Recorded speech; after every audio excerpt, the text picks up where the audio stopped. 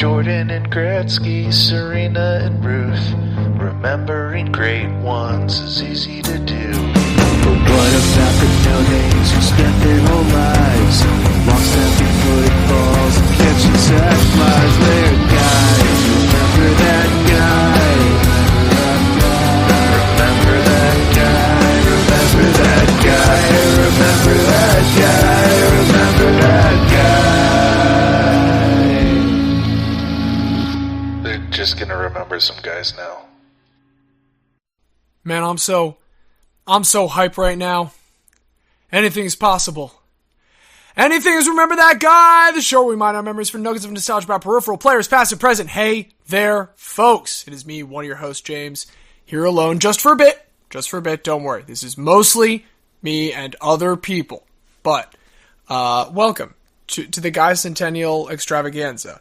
This is the 200th episode. Before you go back and say, hey, you have more than 200 posts in this feed, we have a count of things that we do and do not count as episodes in this feed. I promise you, this is our 200th episode. We have a very extensive spreadsheet. It is increasingly difficult to deal with. But sincerely, welcome. I don't want to wait till the end this time to say thank you for joining us. Whether this is a regular listen to you, or whether you are joining us here just for this one and will never come back again, hey man, that's fine. This is going to be a little bit of a celebration. And as always, it will be a celebration, first and foremost, of guys. But, hey man, it's the 200th one. I'm going to take a victory lap. I do put in a lot of work behind this alongside Diaz and X, and I love doing it. I've loved doing it ever since we started out. Diaz and I, for years, had been like trying to figure out some idea to do for a podcast, which I didn't want for any like purpose. I just wanted an excuse to talk with Justin Diaz about sports on a regular basis. It's something I enjoy doing and I miss doing since college. And, like, we had talked about doing some kind of, like, Hall of Very Good thing forever. And then one day we just struck on the line, Remember That Guy, and just, like, fixating on that line. And I looked and there was, like, nothing called that, which was shocking to me. Really felt like a title that would have gotten snatched up by then. But, no, you're like, okay, I think I have an idea of how to kind of do what we'd been talking about for a while in a better format around remembering guys. And we figured it would be us, and maybe we'd get a different one of our friends to guest every week. And our buddy Xavier immediately was like, I would love to do this. I was thrilled at the idea of starting with Xavier. The advice that I received online from a couple people was like, hey, come together with your idea, do your thing, immediately delete that episode. I think I've talked about this before. Probably. Don't care. Gonna do it again. Delete that first episode forever. Erase it. We have done so. But then I was like, fuck, man, I just had such a good time like doing this with Diaz and Xavier. X, why don't you come back next week when we actually like record and put this out? That would be good. You'll be the very special guest again. And so now 200 episodes later, the three of us together have done this, and it's just been a delight. We kind of have that, okay, just make an arbitrary decision now and go with it forever thing. Like, within seconds of coming up with Remember That Guy, I'd squatted on a bunch of the usernames and stuff we would need for that. I'd found the free hosting site, shout out Red Circle, that's how we've used. I immediately made a logo, the same logo and only logo we have ever used, around which any visual identity we've ever had is based. Like, within a couple weeks, we already had the idea of relitigation, and that gave birth to, like, the seasons. All of this was just the first idea that we had saying yes, and it served us pretty well to this point. I used a fucking headphone set from a call center job I had at the time. Xavier used his laptop mic. Diaz used pretty good AirPod mic, and still does. Xavier and I have spent money on microphones. Diaz is not, and it truly, like, doesn't matter. Because, like, we did it to hang out with friends, and we still do. We get to hang out with our old friends. We get to make new friends, but, like, it has been the three of us over and over, and that kind of connection between the three of us and between other people, like, that's been my personal favorite part of the thing. And I've also gotten to, like, around the social media site, just originally Twitter and now mostly Blue Sky for the history of this at this point. There's something about when you start behind just the face of a sports show, sports history, and there are people online talking about any random sport.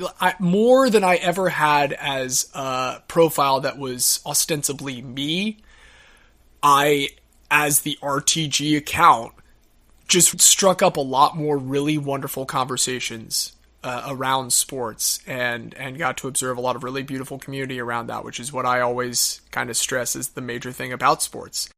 And so, yeah, this is a momentous episode. I think it's fair to say, like, this is a big milestone for us. It's a chance to do something different.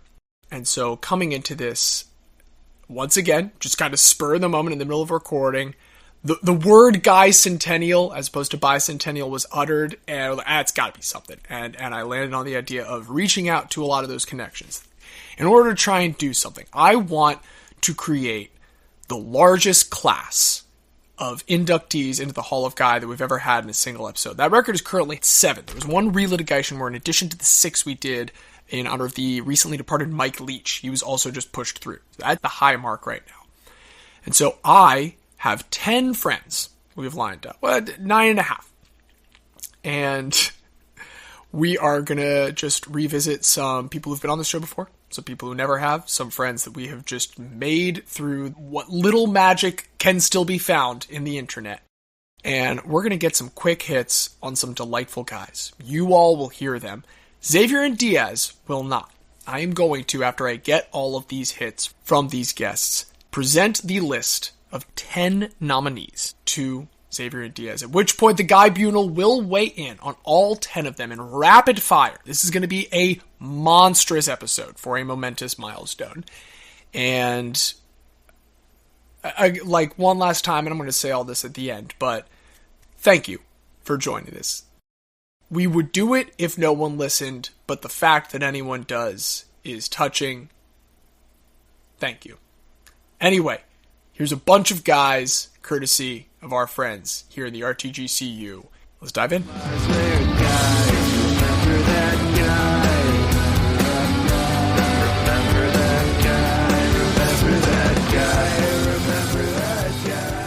All right, so to kick off, why don't you tell everyone who you are and tell everyone what sports fandom is to you exactly, what your fandoms are and kind of what it is in a larger sense.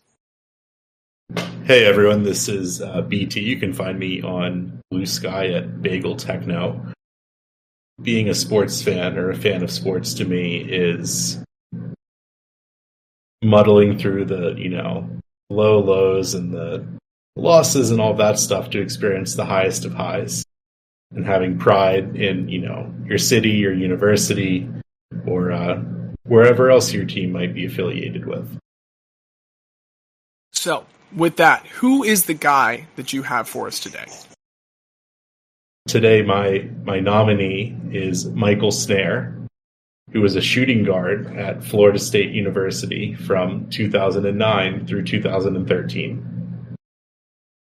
As everyone probably knows, Florida State is a football school, and the basketball team and many of the other sports teams at the university are sort of second, third, fourth fiddle to the football team. Nothing is a bigger testament to that than the arena that they play in, the Donald L. Tucker Civic Center, which is owned by the city of Tallahassee. It had multicolored seat backs, so it would look like there were people sitting in the seats when no one showed up to the games. Not the best taken care of arena in the country. Now, not to, entirely small bean Florida State. It's still, a large Division I university playing in the ACC. But relative to some of its peer universities, at least with regards to men's basketball, bit of a smaller scale operation. But enter Washington Wizards legend Leonard Hamilton. In 2002, he began to turn the team around. And in 2009, our hero, Michael Snaer, enters Florida State and starts playing for the basketball team as a shooting guard. He has fairly solid freshman and sophomore seasons, gets increasing minutes, comes off the bench, and starts to increase his time and number of starts. However, his junior season is when he really starts to flash and when he really makes his claim to fame of being a guy. Buzzer beaters are not an official statistic that's kept by the NCAA. However, between his junior and senior season, he had at least 5 buzzer beaters during the regular season. And over I believe a 16-day period in 2013, he had 3 buzzer beaters, which is a pretty tremendous streak.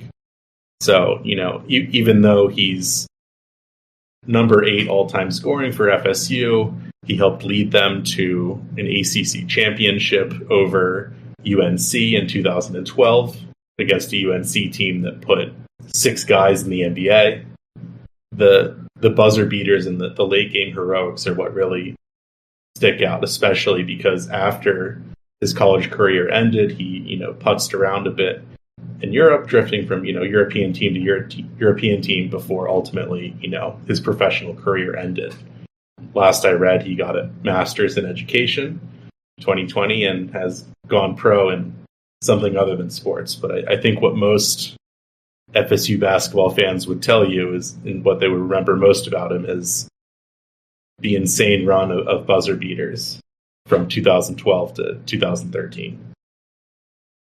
If we're talking about kind of guys who have that knack for delivering in the clutch moment, what do you think, when you think back to him and you think back to those clutch performances, what stands out the most in just the Proustian feel of being in that student body cheering for him or being in that alumnus body cheering for him?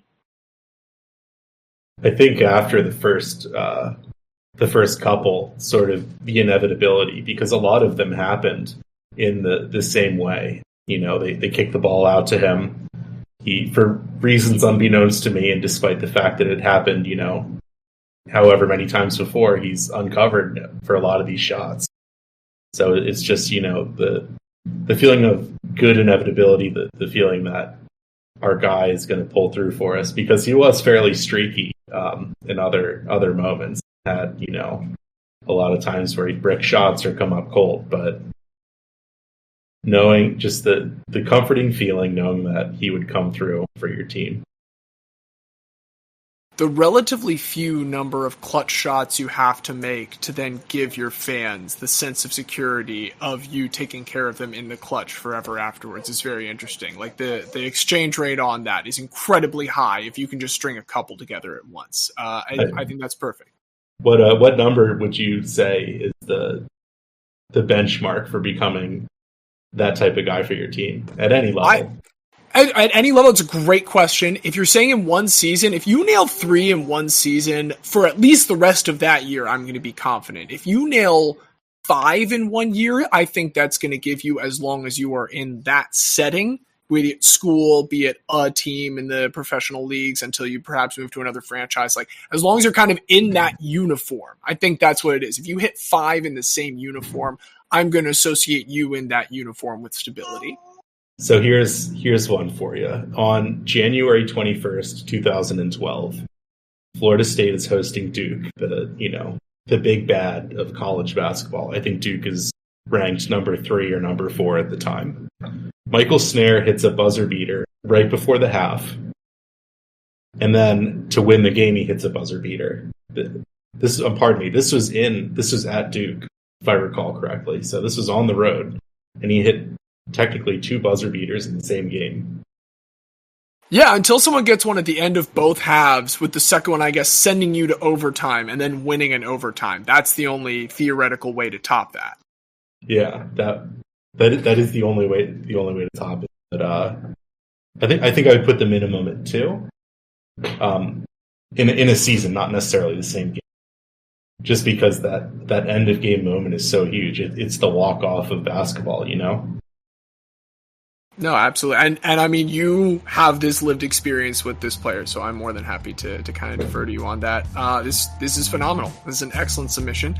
Appreciate your contribution, and thank you for being on, BT. Thank you for having me.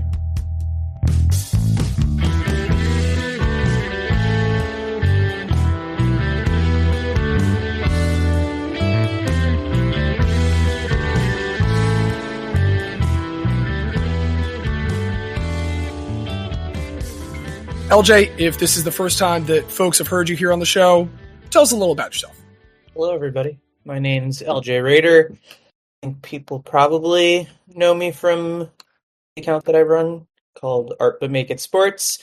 honestly, it feels like all I do now is take care of a child.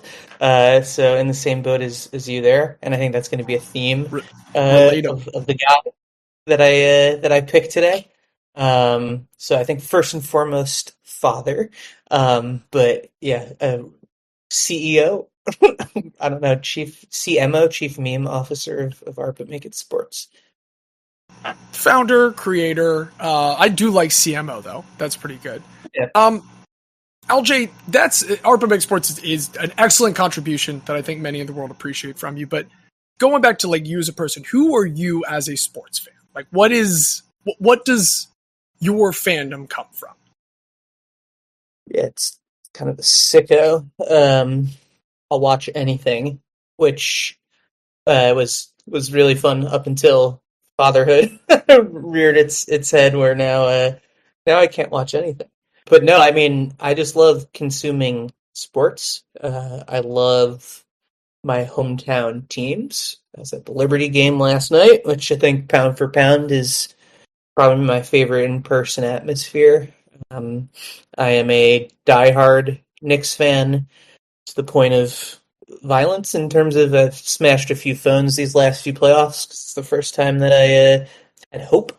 For Knicks fans, is it like how vehicle insurance is more expensive for teenagers? Like, is phone insurance or phone warranties more expensive for you guys?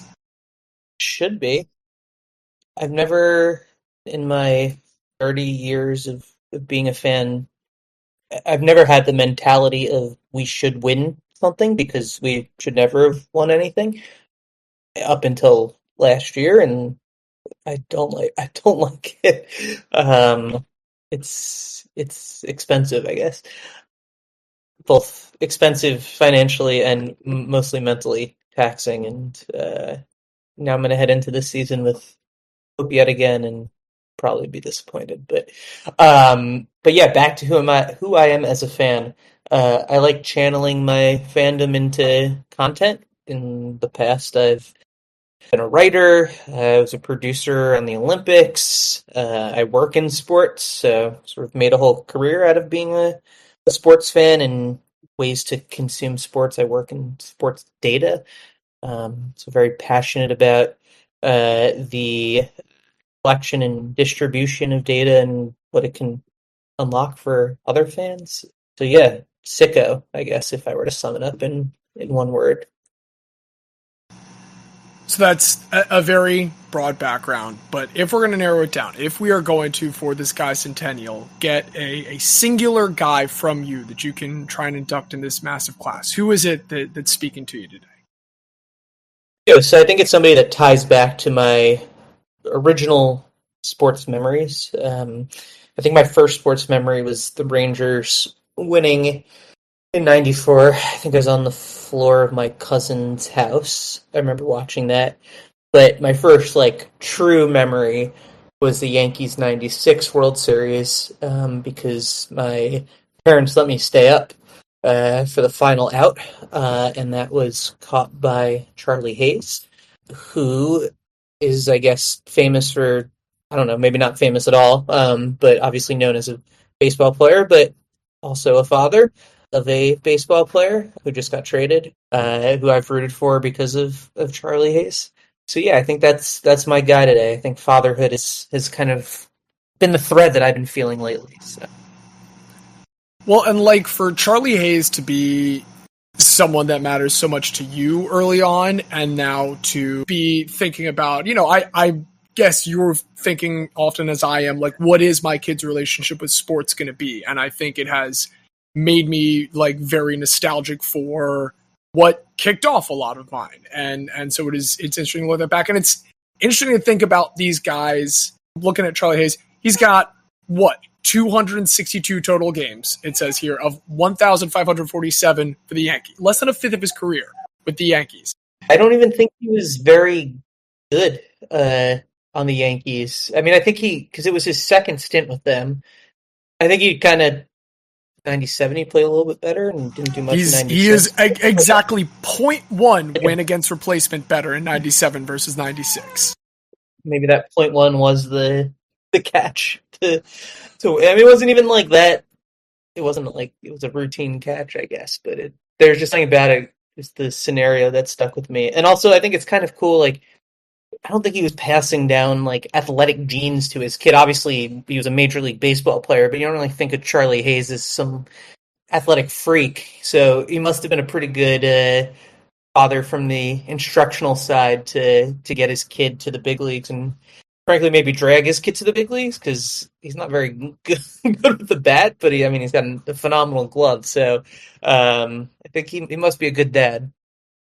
Well, two thoughts on that, because it's, they've talked about how Barry Bonds was a terrible hitting coach, because Barry Bonds was just like, well, just be Barry Bonds, like, just go hit well. Yep. And so you take someone like Hayes, who, like, had to grind, was out there for over a decade, just kind of making sure that he stayed in the league. He's got 10 more the whole time. He's a fine player, but he's not someone who's going to blow you away, but he sticks around that long because of that grinding. And that is a thing, a mentality that you can pass on, even if you can't get the physical traits there. You can try and get that just mindset built into him, and you end up with, like you said, a great fielder in Brian Hayes, who isn't a bad hitter. And it's funny, I think Charlie Hayes had one insane year. In 28 in 1993 with Colorado. Hit 25 home runs, / 305, 355, 522 for an 876 OPS across 157 games and 630 plate appearances. And I bet you that was still like middle of the road, given how many dudes probably crushed in 1993. But 1993 and Coors. He's got a 118 OPS plus that year, one of only 2 seasons in which he is an above average hitter. Impressively, the other one is in San Francisco, so like that one is not getting any kind of hitter's effect. Again, to go to the guyness of all, like, he's probably one of the higher ranked guys from that championship team in terms of, if we're going nerdy stats, like championship win probability added. I like sometimes looking at those charts for certain seasons, because that's where you turn up dudes who are like, oh, right, he made that one play in the biggest moment. And this is clearly not the biggest moment. It's going to be an enormous swing. It's the one that makes it 100. So it had some effect no matter what.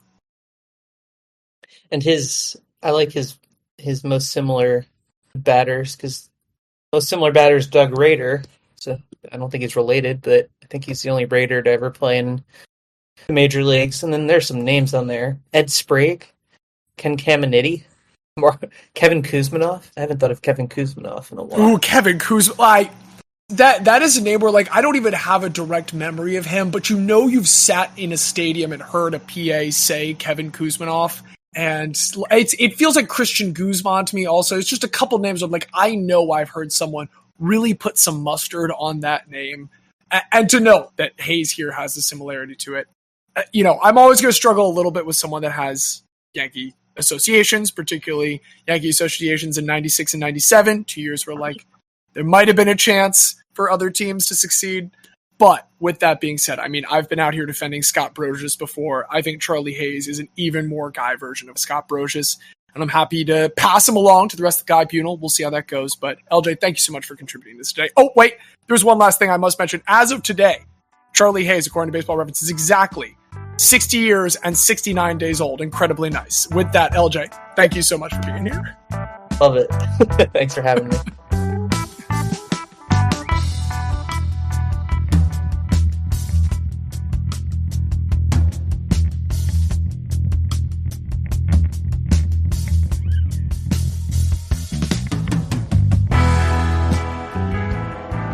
Whenever you're ready, feel free to just kind of start by letting the good people know who you are. Okay. My name is Sara. I'm at Cinderella on Blue Sky. If anybody wants to check me out, talk about sports, whatever. That's what I'm here for. So we're all here for. What's your sport background? What are your rooting interests? What defines your fandom?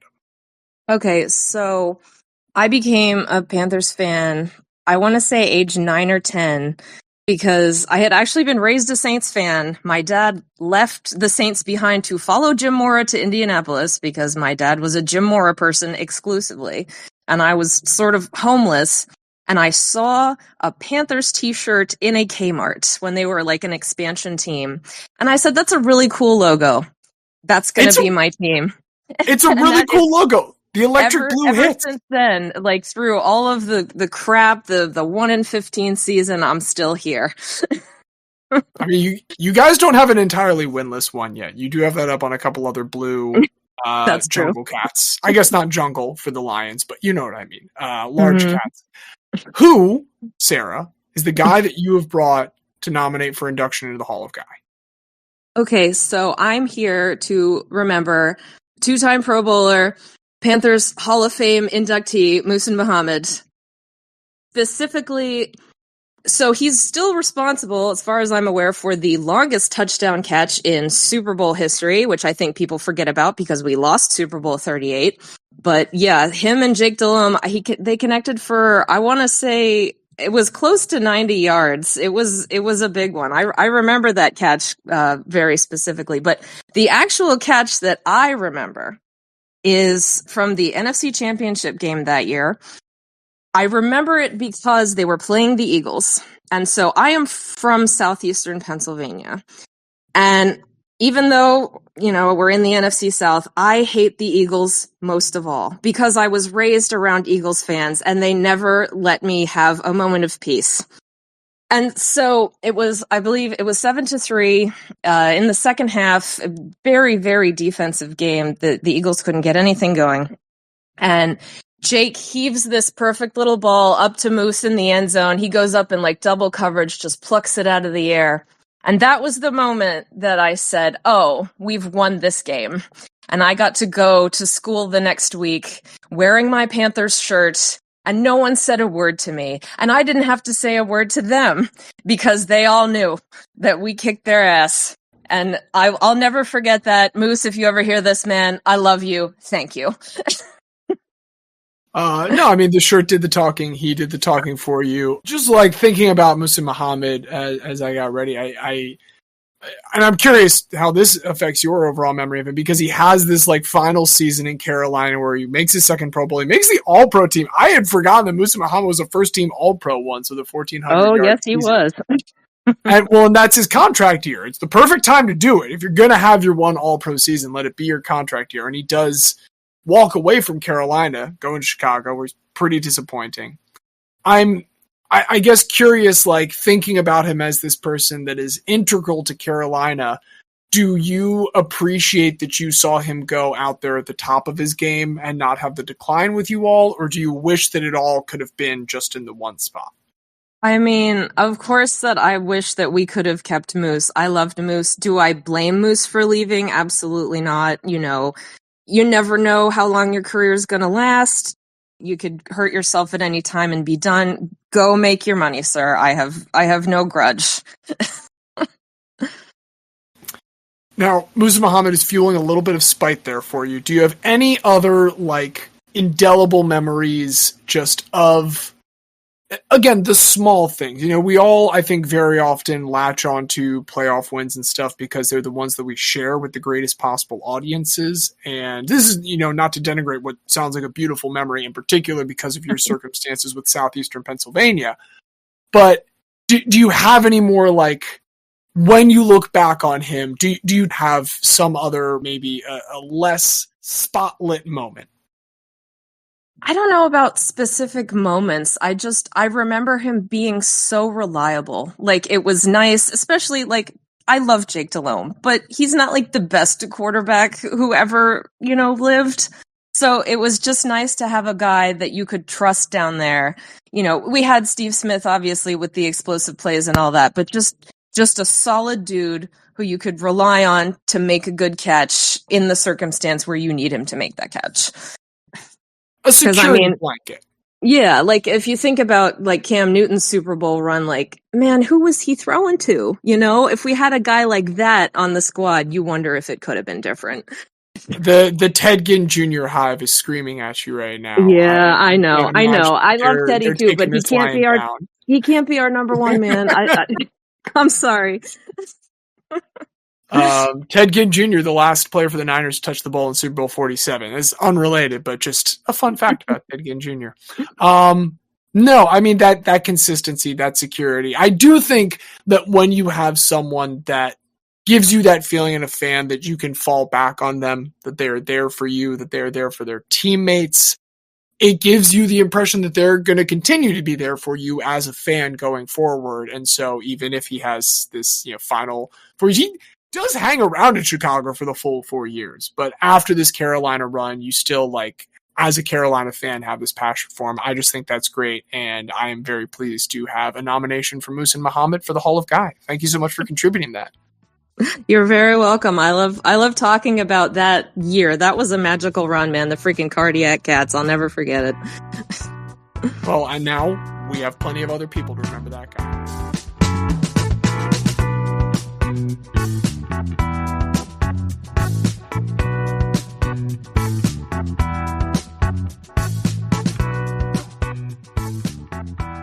Hi, I'm Andrew. These days, if you see me on Blue Sky, I'm probably talking about rugby, but I grew up a massive Indianapolis Indians fan. When we were little, we would rush through our summer reading program as fast as we could because the top tier prize was not whole club tickets.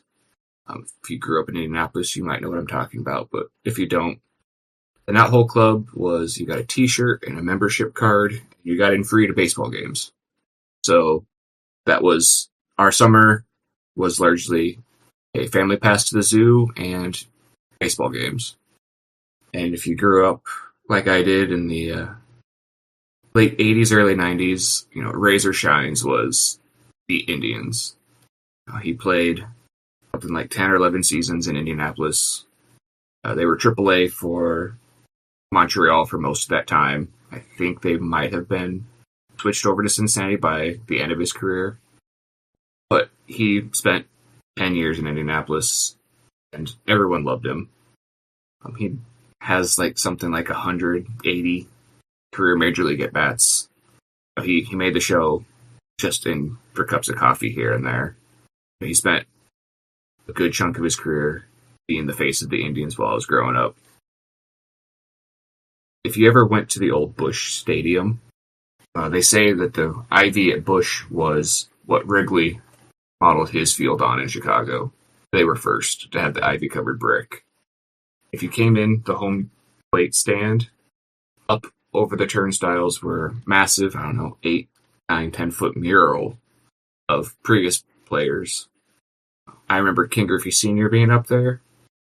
And then by the time I was 10, 11, right before they moved to Victory Field, Razor had been retired a few years, and he got his own mural up on the wall by the entrance behind home plate. I wish I could tell you I remember a specific play or hit, anything, but I can't. What I do remember most is being, 5, 6, 7, 8, and the announcer saying, "Now coming up to bat for the Indians," it would pull out Razor Shines, and the place just exploding. And to me, that's one of the strongest memories I have of growing up going to baseball games is just the way people would go nuts when he was announced. And to me, that was summer. Every summer was get pumped to go to the Indians and see Razor play. And growing up in Indianapolis, he came to be the face of the Indians. But, never really made the show for any length of time, so really became a local AAA hero for us in Indianapolis. You'll love to see a career minor leaguer who becomes more affiliated with that franchise. There is a reason that Kevin Costner and Bull Durham is such a indelible character. It is such a delightful thing to see someone.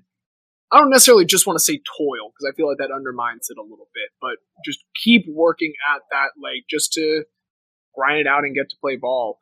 Razor Shine's also responsible, in my opinion, for the greatest baseball card of all time, his Montreal Expos 1986 top card. It's immaculate. He's one of, if not the greatest, just simple trading cards. I don't want to hear about Chrome or 1 of 5 or autographed or any of that. Just a simple Razor Shines 1986 tops. As kind of one of those guys that has the local minor league legend status to him. Is there any one thing that you think made him stand out other than just longevity on the franchise? Was there any other one thing that made him the guy on the team? I wish I could tell you definitively, but, if I'm looking at I got his baseball reference up right now. I turned 7 the summer of his last season, so I'm going to be real fuzzy on the details. I wasn't going to really understand what was going on at the time, but it's got to be the longevity. Has got to be at least a major part of it. He was with the Montreal organization his entire career. He wasn't the throw-in guy to make a trade even, jumping around from franchise to franchise, organization to organization.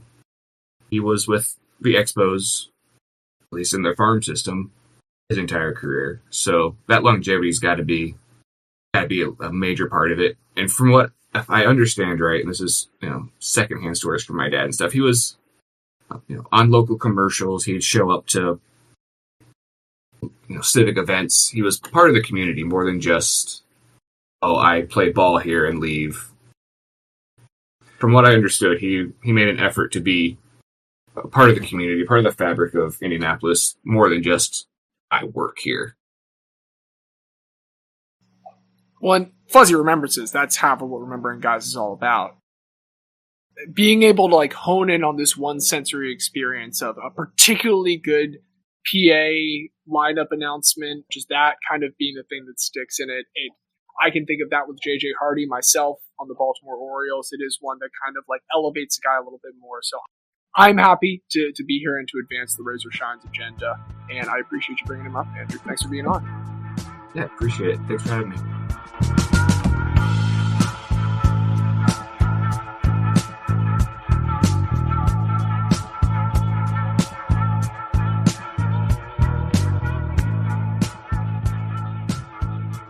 I'm Bo Quintana. My real name is Roberto Clemente Quintana, so I'm tied to that guy specifically. But he's too good for a Hall of Guy. He's actual Hall of Fame. So against that, I'm not really even a Pirates fan. I'm only a Spurs fan. All the other sports, they're, take it or leave it. But beautiful game of basketball, ride or die. I'm right there for all my life. They're good too. My Hall of Guy nominee is Fabricio Oberto, one-time NBA champion with the 2007 Spurs against the Cavs, one-time Olympic gold medalist in 2004 against LeBron's James and the rest of the AmeriKKKans. To be fair, that did include Tim Duncan. No, he's from the Virgin Islands. He's untouched of the original sin. That's fair. He did play on that 2004 team specifically. Yeah. Man, I forgot about that. That's sad. I always loved dogging on that. He was giving it to Manu. He was a double agent. But 2-point scorer. I think he had 2.5 rebounds. About 100 games started. Highest minutes per game ever was 20. He was there. He was a big body, setting screens, flowing hair, just kind of intimidating, like a Steven Adams type, where he just stands there and freaks you out. And he was good. And he was also friendly and a nice guy. I was sitting, I was a little privileged baby, and they would give me courtside tickets to the Spurs at the SBC Center.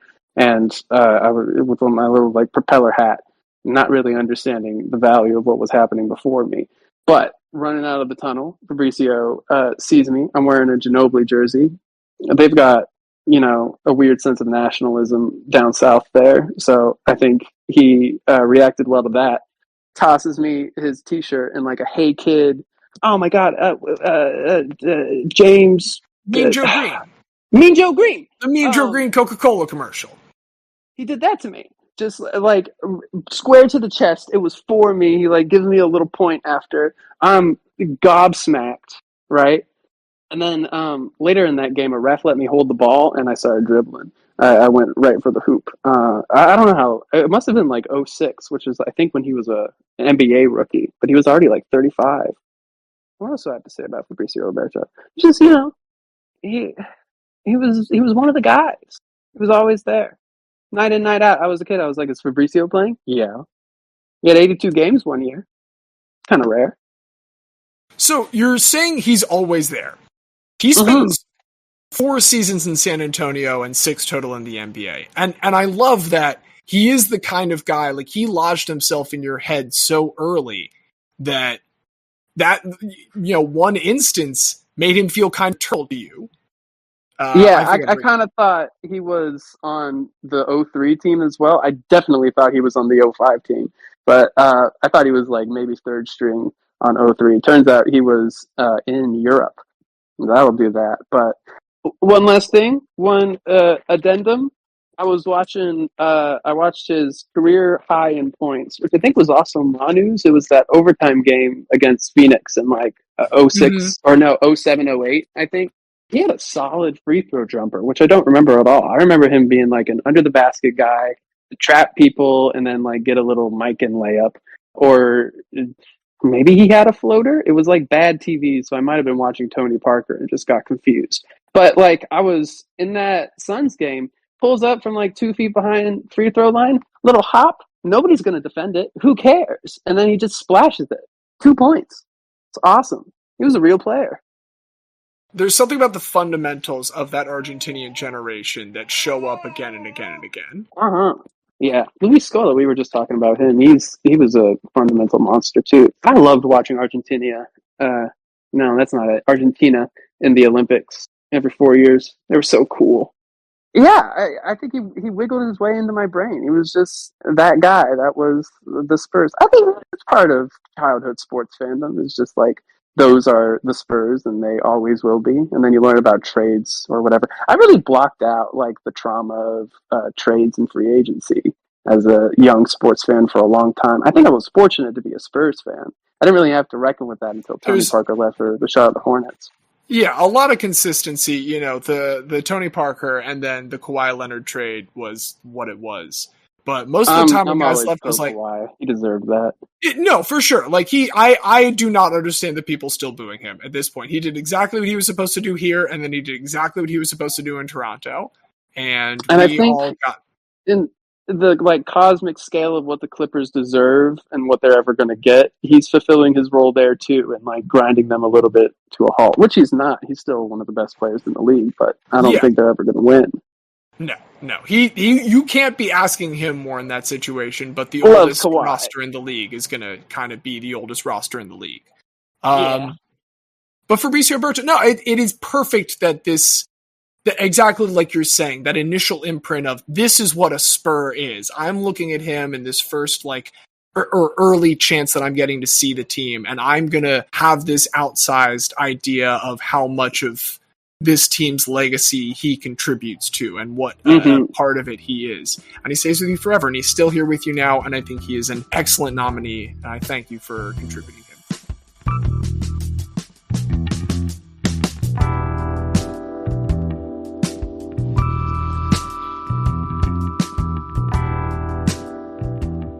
Hello, my name is Luke Knox. I'm a creative director. I work at ESPN. Sports fan for many years of my life. I would say the dumbest thing about me as a sports fan is that I choose to root for the Arizona Cardinals. I have no idea why I do that. But they're a remnant of one of the many places I've lived in my career. I think the most attractive thing about the Cardinals, there's something I love about the Cardinals, which is my favorite piece of NFL trivia, and that is that they are the oldest franchise. Like there's something really pretty about that. As a Ravens fan, I love the Ravens. No complaints about that. But they're a younger team, and there is a little something sometimes kind of shameful, maybe, when talking to like people who've been rooting for teams since they were still wearing leather helmets and all that. Right. Well, so yeah, it is funny to be a Cardinals fan and have that sort of experience of blue-bloodedness, maybe without the banners attached so much, but it makes it fun. I have other teams from my time in the Northeast, like the Red Sox, where I'm a little bit spoiled when it comes to baseball. But honestly, the Cardinals are the team I root for the hardest. And it one of these days we'll figure it out. Well, with us knowing that that's kind of where you're coming from, I am curious as to who the guy that you are coming with is. Yes. So for me, when you approached me about this, it took me very little time to land on a name. It's a basketball player from my youth who had a very interesting career arc, Larry Johnson, or Lawrence Demetric Johnson, if we're going with his full name. Oh, okay. So he is not actually a Larry. See, I thought, because I know football Larry Johnson just is Larry. I assumed he was too. Yeah, I've seen it different in different places online, but there was an article on the Hornets site that cited him as a Lawrence, so I'm going with that. But I do like Demetric too. That's a pretty solid middle name. Little background on me. I was born in 1980, so I became a sports fan in the late 80s. So you're talking about at that point, maybe around 88, 89, I started subscribing to Sports Illustrated, and I was living in Vermont. So a lot of bigger sort of cultural things felt very far away to me as a kid. But certain things I really latched onto. And in terms of basketball and college basketball culture, UNLV was this sort of unbelievable group of talent and characters and kind of scoundrels, or I guess specifically Jerry Tarkanian was the scoundrel in charge of that bunch. But that was a team that captured my imagination as a kid and as a brand new sports fan in the late 80s into the early 90s. So Larry Johnson, that team, you've got Stacey Augmon, Anderson Hunt, Greg Anthony, and even guys, David Butler, Moses Scurry, like these were really stacked rosters. The years that he was there, they're 35-5 and 34-1.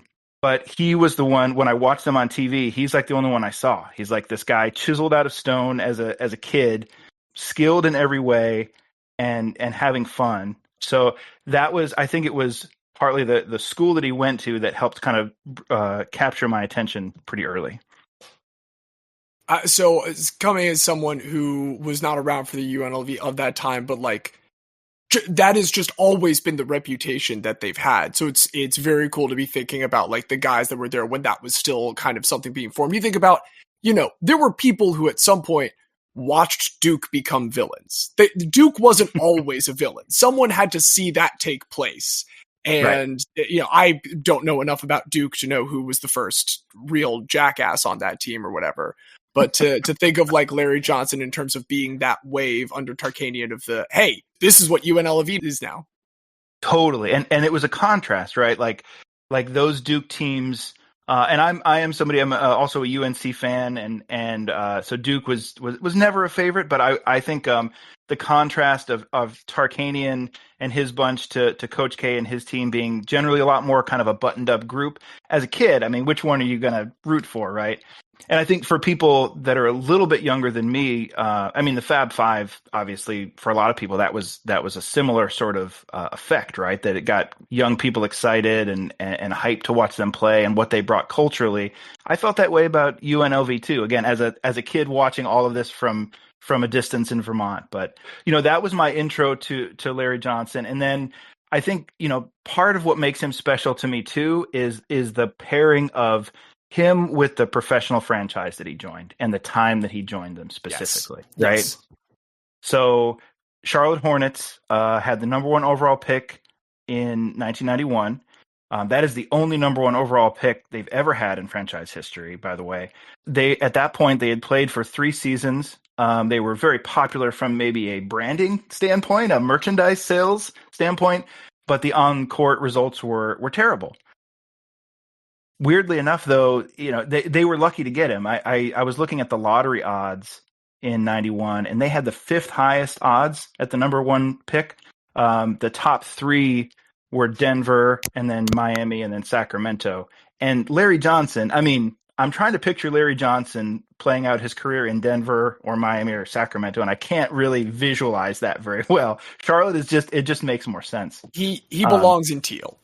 Yes, he belongs in teal. And the fact that he joined a team where certainly his rookie season, right before they drafted Alonzo Mourning, he was far and away their best player, averaged just under 20 points. That first year, he also averaged 11 rebounds. Which was it ended up being a career high for him, as he was playing on a roster at that point with like J.R. Reed was playing minutes at center, who he's barely taller than Larry Johnson was. So Larry Johnson had to do everything as a rookie. And obviously was up to the task, right? Landslide Rookie of the Year winner over Dikembe Mutombo. So yeah, him joining the Hornets made sense. He actually gave them a public face, a player that people could root for. He became their first All-Star selection, their first All-NBA player.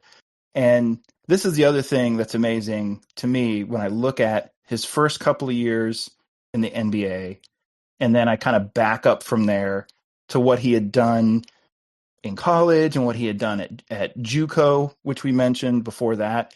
Really, if you look at the 7-year span for him, roughly, I think a 7-year span for him from age 18 to 24, he was high school player of the year.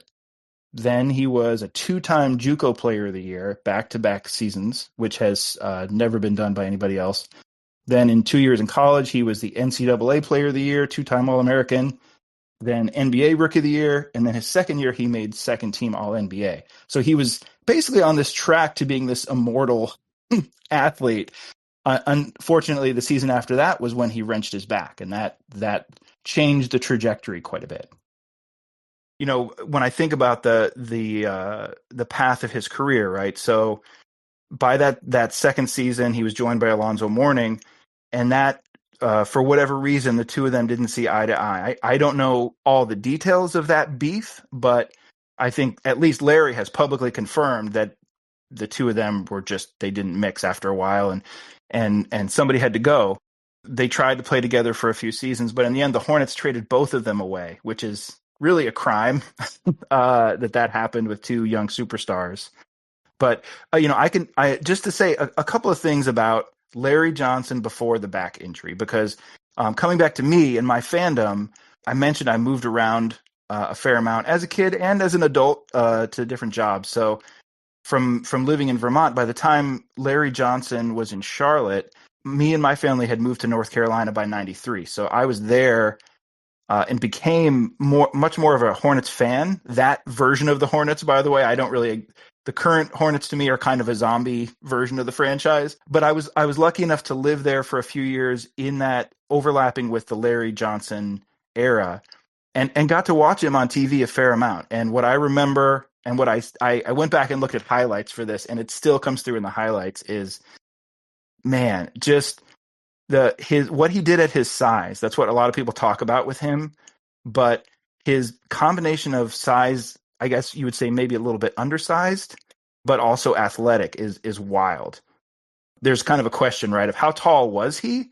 He's listed at 6'7" on Basketball Reference, but he said on Facebook, he said, the truth is I'm 6'5", but I played like I was the fastest, strongest, and tallest player on the team. And that's what it looks like when he's out there. It's like he refuses to acknowledge that a bigger guy is going to stop him. In the highlights, there's a highly recommend watching Larry Johnson highlights. It will always make you smile. But the NBA account specifically has like a top 10, highlight reel for him. And if you watch it, the whole thing is him just terrorizing these bigger guys. It's like him just embarrassing Barkley, and Horace Grant is getting run ragged, and Vlade Divac is getting dunked on. It's in that era, right? Those guys were very tough, very, very big and physical. And Larry was, at his size, he was still as strong as they were. He had this amazing quickness and the skill where he could lead a fast break. He could throw a no-look pass. Just the things that he did physically were unreal. He's like a small bully. Yes. In a very impressive way. Yeah, a bully, and this combination of playing like a bully, and when you read quotes from the guys that played with him, there's this universal sort of sentiment, like Del Curry, different guys that I saw say, it's one of my favorite all-time teammates. This guy did so many things well. He did things to make his teammates look good. His teammates remember him as that. Maybe not Alonzo Mourning, but pretty much everybody else it has those kind of sound bites about him. And just to talk about also the off the court in that era of his prime, I'm going to cite some great reporting here from Chris Herring's book. Chris Herring wrote a book about the 90s Knicks called Blood in the Garden. Highly recommend it to anybody that hasn't read that book. But it gets into a lot of stories about 90s Knicks players and their backstories. And there's a story in there about how the Grandmama commercial and Converse ad campaign, the persona of Grandmama for Larry Johnson came about. I don't know if you've heard much about this. It's a great story. I don't know. I don't know the origin about it. I do though love that as he's being a bully, like he has this kind of transgressive grandmama persona at the same time. He is a very interesting person. Yes, and this again goes back to what comes across in his highlights. This sort of joy and jovial nature that he had, and the smile. And in the book, there was a creative director for Converse named Pete Favat, who was meeting with Larry Johnson in his penthouse in Dallas and was going to pitch to Larry Johnson this idea, this grand vision of Converse's commercial and campaign for Larry. And so Favat had two ideas that he pitched. And the first one was very straightforward. It actually sounds kind of cool, but it was much more straightforward, which was a commercial starring Larry Bird and Magic Johnson in a lab, and they're both playing mad scientists. And the pretty straightforward conceit, right? It's like they create this monster who is half bird, half magic. I like that. I mean, that's not bad, right? That's solid. But Favat had the second one in his back pocket, and he was nervous to pitch it. He didn't know that if pitching this grandmama idea was going to get him thrown out of the building or what was going to happen. But he pulls out this reference, which was a picture of Ella Fitzgerald wearing a similar dress and glasses, and he pitched it exactly as it was, right? Like the idea that these shoes are so good that even a grandmother could dominate while wearing them. And he showed it to Larry Johnson, and there's this pause, and then Larry Johnson breaks into this huge smile and starts tapping it with his finger. And he's like, "Oh, we got to do that one." He's like, "We're definitely doing that one." Like it was instant. I mean, that's why teammates love him, because he has a good sense of humor. Like that's all you need for people to love you. Yeah, exactly. And from there, you see what happened. Like the likability. This is what is amazing to me. Another reason that I picked Larry Johnson to talk to you about is the combination of how likable he already was and how much he owned his real on-court persona, and he owned this fake old lady in dress persona. I'm sure other athletes could have pulled that off. Like maybe Charles Barkley could have done that, but nobody could have done it better than Larry Johnson. Nobody. So you talked about like coming to Carolina during the time that he was with the Bobcats. Did you, or not, so not Bobcats, jeez, the Hornets. Did you follow him through the Knicks decline? Like, did you stick with him as a player beyond the team? So I would check in on him sporadically. I would say with that trade, and that was a fascinating trade too, because he gets dealt for Anthony Mason, who, you know, the rumor has it was also not getting along with Patrick Ewing. So you're basically trading two star power forwards who are both having problems with their star centers. But I always rooted for him. I think, you know, the Knicks are not a team that I have any sort of hate or love for. But I always rooted for him. So I in those years, you know, it was obvious that he had to transform his game because of the back injuries. He had to share the wealth a lot more in terms of the shots he was able to take. And he did all that with a lot of grace and dignity. And he, again, with the Knicks, they loved him too. For me, you know, I was just sort of hoping he would have a moment. You know, I just wanted him to have, because with the Hornets, there were a couple of playoff runs. I believe he was part of two of them, but neither of them was particularly deep into the playoffs. And we all knew, right, that there was typically a buzzsaw in the Bulls waiting for him. But with the Knicks, yeah, I was just hopeful that he would get this moment. And he did with the 4-point play that he had in the 99 playoffs. That, to me, is one of those lasting memories for him, too. That game against the Pacers, game 3, you know, he's got Antonio Davis on him. There's this sort of lengthy isolation moment, and he takes a very big shot and somehow makes it while getting fouled. So, you know, that was great to see. And with the Knicks, too, one more citation from Chris Herring's book. There's a quote in there from Charles Oakley, who, you know, Charles Oakley is he's going to give you a pretty unvarnished opinion of people. And in the book, he talks about how much the players respected Larry Johnson for not coming in and demanding the ball and being such a good teammate and a good dude. His quote was, let's see if I say this right. His quote was, "You get a lot of guys in this business who have been spoon-fed, but Larry, you can tell somewhere down the line, Larry had to learn to eat soup with a fork." I don't know exactly what that means, but it sounds like high praise for the type of teammate he was.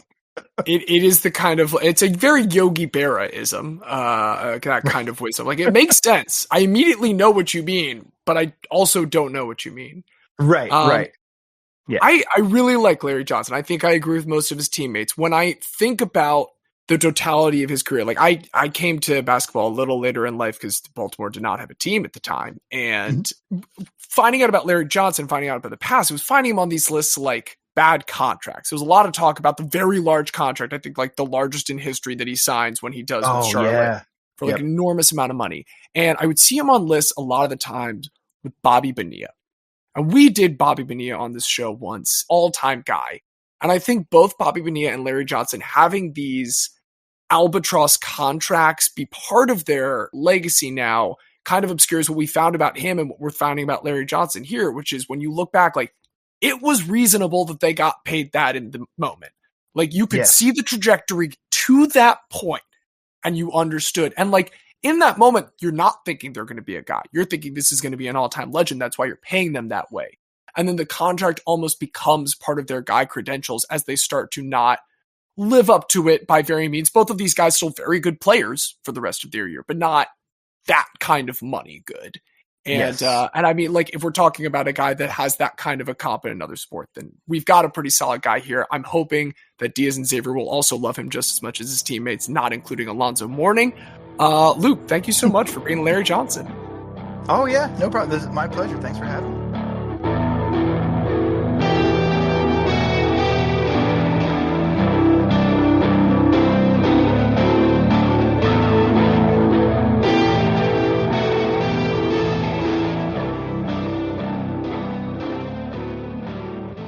I'm Gord Randall. I'm a all-around sports guy, really.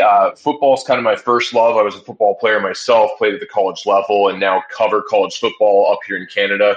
But always been a lifelong baseball fan and player for that matter. And being based in Canada, Toronto Blue Jays were my first team. When we talk about remember some guys, there's two guys that come to mind for me for very, very different reasons. And the first one is Carlos Delgado. Carlos Delgado is a guy who is from the peak steroid era. This guy hit bombs, but he was never connected to anything shady whatsoever. He from all appearances, clean as a whistle. But for us in Toronto, he was this measure of stability. And I was born in 1989, so this was kind of my youth and my full awareness, my full kid fandom of the team. And that team was transitioning from the 92-93 era of back-to-back World Series into the doldrums of what was going to end up being about a 20-year period of not making the playoffs at all. So this was a team that was rarely even close to good during his era. And yet, for most of that era, Delgado, who was just breaking into the bigs at the end of 1993, so he was kind of not on that team, but hovering around that team. And then he enters in the mid-1990s, and he is the guy that carries that franchise through till he finally leaves for the Mets later in his career. But this guy was a stalwart. One of the few people, although we've had a couple of them this season, one of the few people that hit 4 home runs in a game. I still vividly remember watching that game, and none of those home runs were cheapies. And that was pretty typical for Delgado. And the story around Delgado, the narrative for most of his career in Toronto was like, who else can we get to run with this guy? And there were a few other, remember those guys that came and went, right? Sean Green was the guy that had a few good seasons there. Raul Mondesi, like there were a few. Never could find one that stuck, but it was always Carlos who was kind of the consistent factor through that entire era for the Jays. So my vivid Carlos Delgado memory is not actually of a Carlos Delgado game, but when I think of Carlos Delgado, I do have something I think of immediately. There was a trivia night, which I was invited out by my sister and a number of her friends because they didn't really have a sports person on their team. So we come and turns out there was a sports category that evening in which we had to name the home run leaders for each of the AL East franchises. And I will forever be surprised.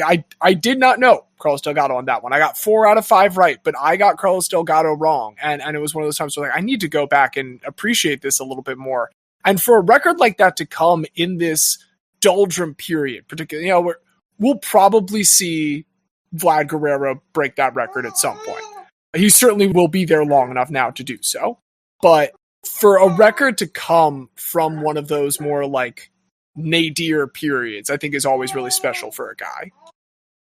Yeah, and I mean, longevity matters. You just alluded to it with talking about Vlad, right? And I think a lot of people outside Toronto, I mean, it's one of the reasons why he's so overlooked is because of that nadir that you were talking about, right? It was an era in which a lot of people had very little reason to pay attention to the Toronto Blue Jays, right?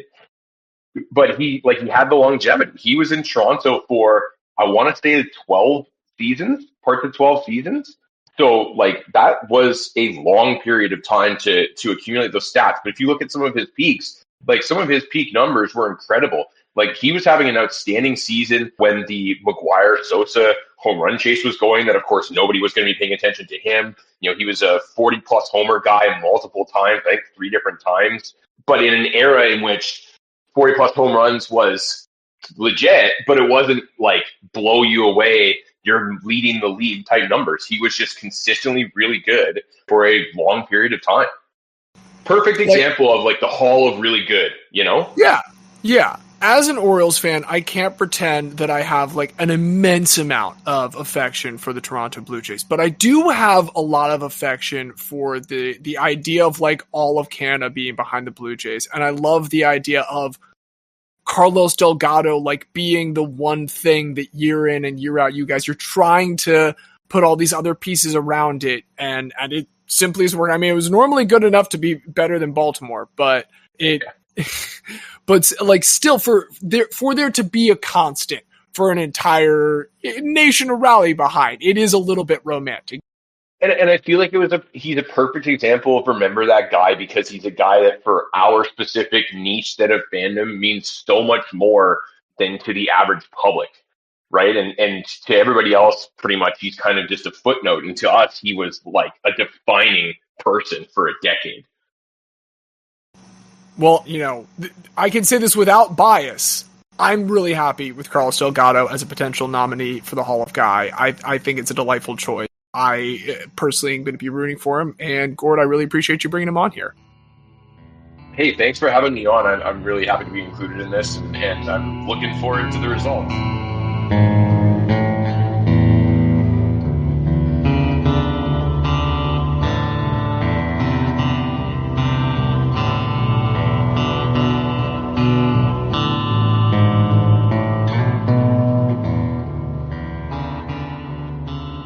Listener who will want to say is now a 6-time caller. Your original episode, 2 Goaties, Guy Leonaire, the previous 100 episode spectacular that we had, and now here in the Guy-centennial, we have none other than Kevin McFall.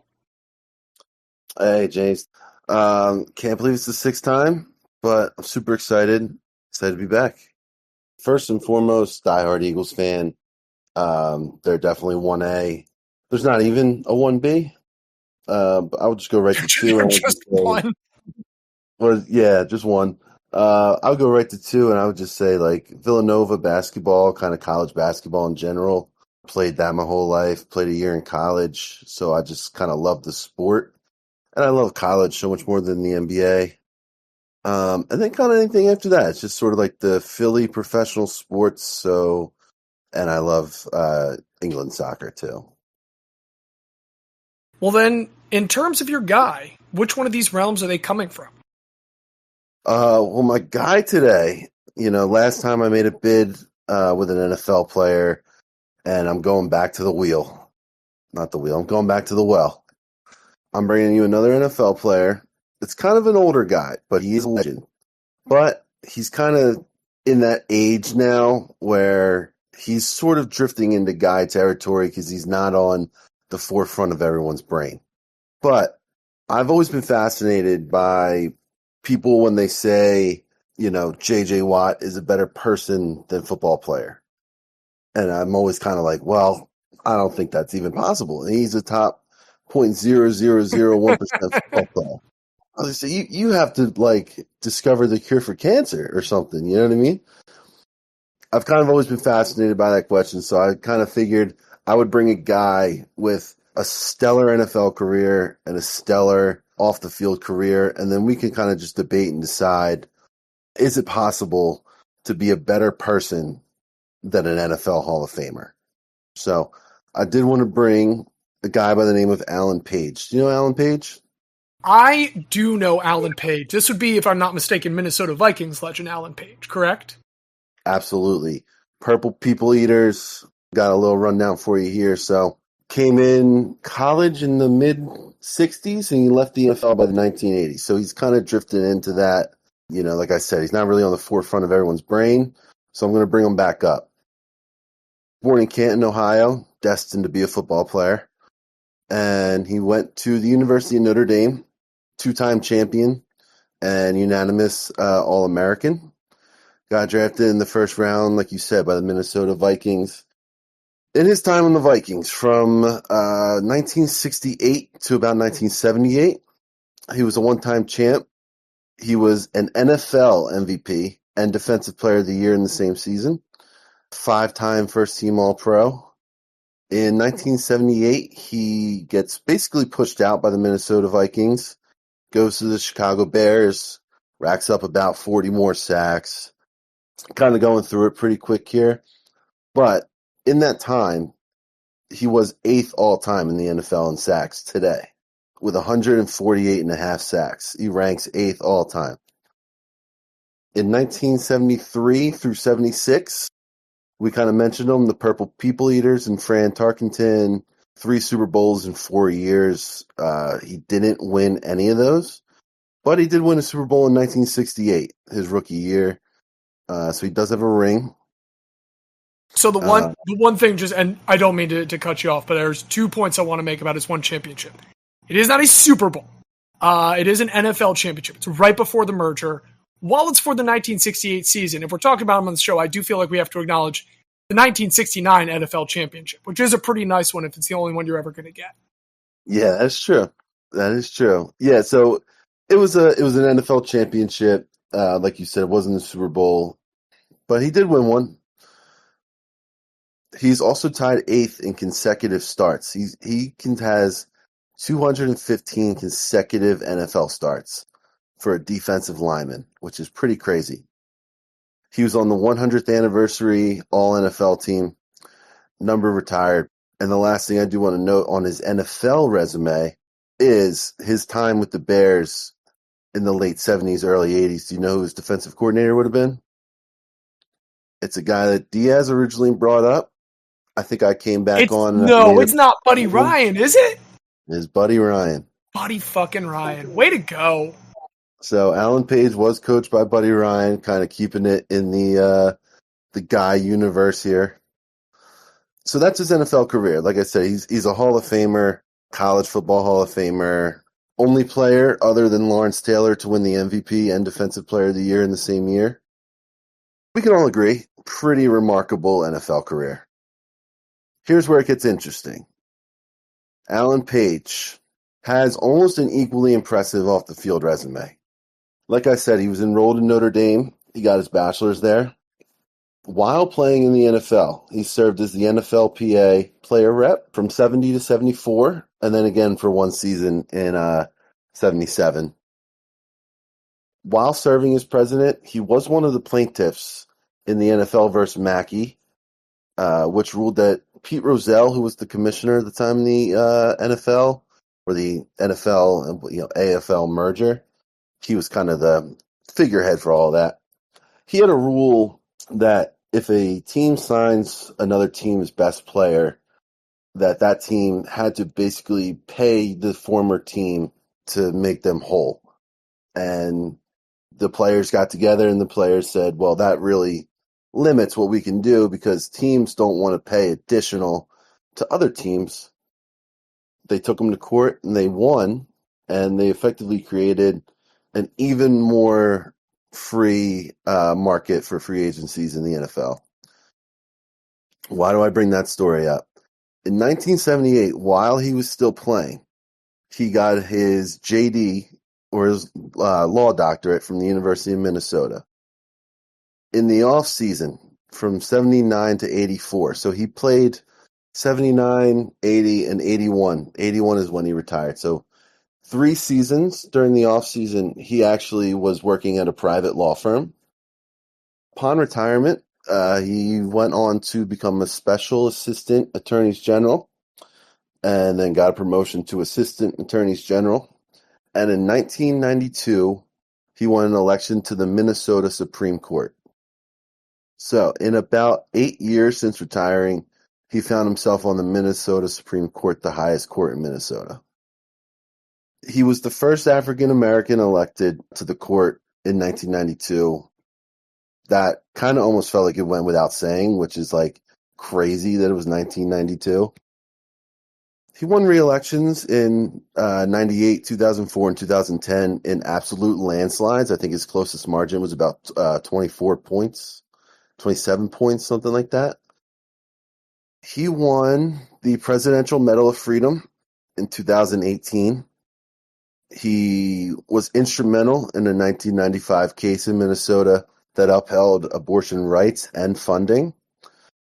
And in 2015, he retired from the Minnesota Supreme Court, which has a age limit. So he hit 70.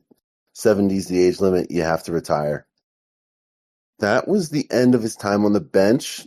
But after the bench, in 1988, he founded the Ellen Page Foundation, providing financial aid and mentoring services for kids of color or poor kids in exchange for them volunteering. So in order to get the money, you had to log volunteering hours. So that organization actually awarded 7,500 students with grants, which in turn gave back to their communities 474,000 hours of community service. Couple last points here that I just think are cool. He's one of 13 people to ever play in a Super Bowl and run for office. He was the first active player in the NFL to complete a marathon, which I know you'll probably be a fan of. But do you want to know why he took up running? So he's heavily featured in the Secret Base, the history of the Minnesota Vikings. Great series if you haven't watched it, to you and the listener. If I remember correctly, it was to quit smoking. And if I also remember correctly, he was so good at running that he lost too much weight, and that is why he was forced out by the Minnesota Vikings. Yeah. James, do you have my notes in front of you right now? Notes. Yeah. So he took up running with his wife to help his wife quit smoking, which is just kind of funny that it just becomes a hobby, and then he just runs marathons, which is pretty awesome. But yeah, so his running schedule actually did cause him to lose so much weight that the Vikings basically forced him out. But it is kind of funny. He kind of looked at like these old NFL guys, and they're only like, he's a D tackle, and he was only like 270 pounds, Like they're just built different nowadays. 270 is like a tight end now. Well, I mean, probably helps contribute to his consecutive games played streak that he doesn't have that much more weight on his frame the whole time. Oh, I'm sure. But yeah, so his running schedule was actually pretty crazy. He ran 40 miles a week during the season, and he ran 55 miles a week in the off season. Think about that too, 55 miles in the off season. So he was doing full-on lawyer work in his spare time while running 55 miles a week. And the last point that to kind of add to his like off the field resume is that he's an avid collector of Jim Crow memorabilia, which he lends out and donates to exhibits in public libraries in Minnesota. Pretty cool thing. He has an 1865 banner for Abraham Lincoln for his campaign or presidency or something. All that being said, looking at those two resumes, is he a better person or athlete? Or did he reach the ultimate pinnacle of life and just become a guy? I mean, I think he is inarguably one of the most interesting men in NFL history in terms of both on and off field pursuits. And I don't really think that can be disputed. There's no one else that served on a Supreme Court. Also, just doing a quick scan of his Wikipedia page, a couple things that you didn't have that I want to mention so I can remember for my two co-hosts later. One, children's book author, along with his daughter. Love that. He has 4 books, and apparently that is one more than the number of career safeties he has. But he had 2 of them in the same season. I'm trying to find what season, but whenever it was, that is a tie for the record, and I'm sure many other people hold this record, but 2 safeties is the tied record for the most that any player has ever had in a single season. So you're talking about a 1969 NFL champion. You're talking about a record holder of something very strange, most safeties in a season. You were talking about a guy who, his final year as a Supreme Court justice, if 70 is the cutoff, that means he was 69 for that final year, which is also very nice. Just like top to bottom, he checks so many boxes. And I guess the only question when it comes to it is whether or not he is going to be considered by Xavier and Diaz as too good to Guy. But we'll leave that up to them. For now, I think this is an excellent contribution.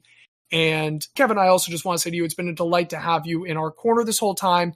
And I would not have wanted to have this Guy-centennial without you having some way to contribute. So I am so thrilled that you were able to not just contribute, but contribute an excellent guy like Alan Page. So thank you so much for that, man.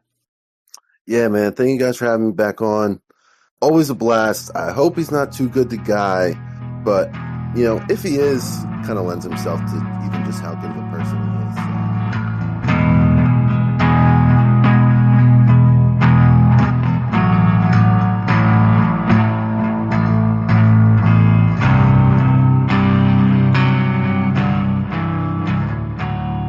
UVA baseball legend Andrew Abbott, not that one, the other one. Welcome back, bud. How's it going? Yeah, I'm Andrew Abbott. As far as my place in the world of sports, I think sicko is probably the best descriptor. I love teams that make me mad. I love teams that can't ever get over the hump. I love teams that let me down on every possible occasion. And I always come back for more for some reason.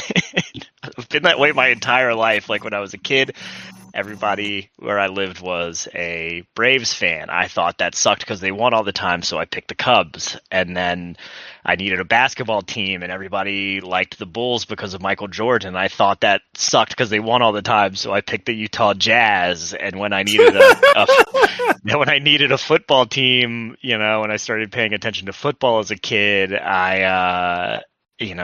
was a big mishmash down there because Washington was so far away from us.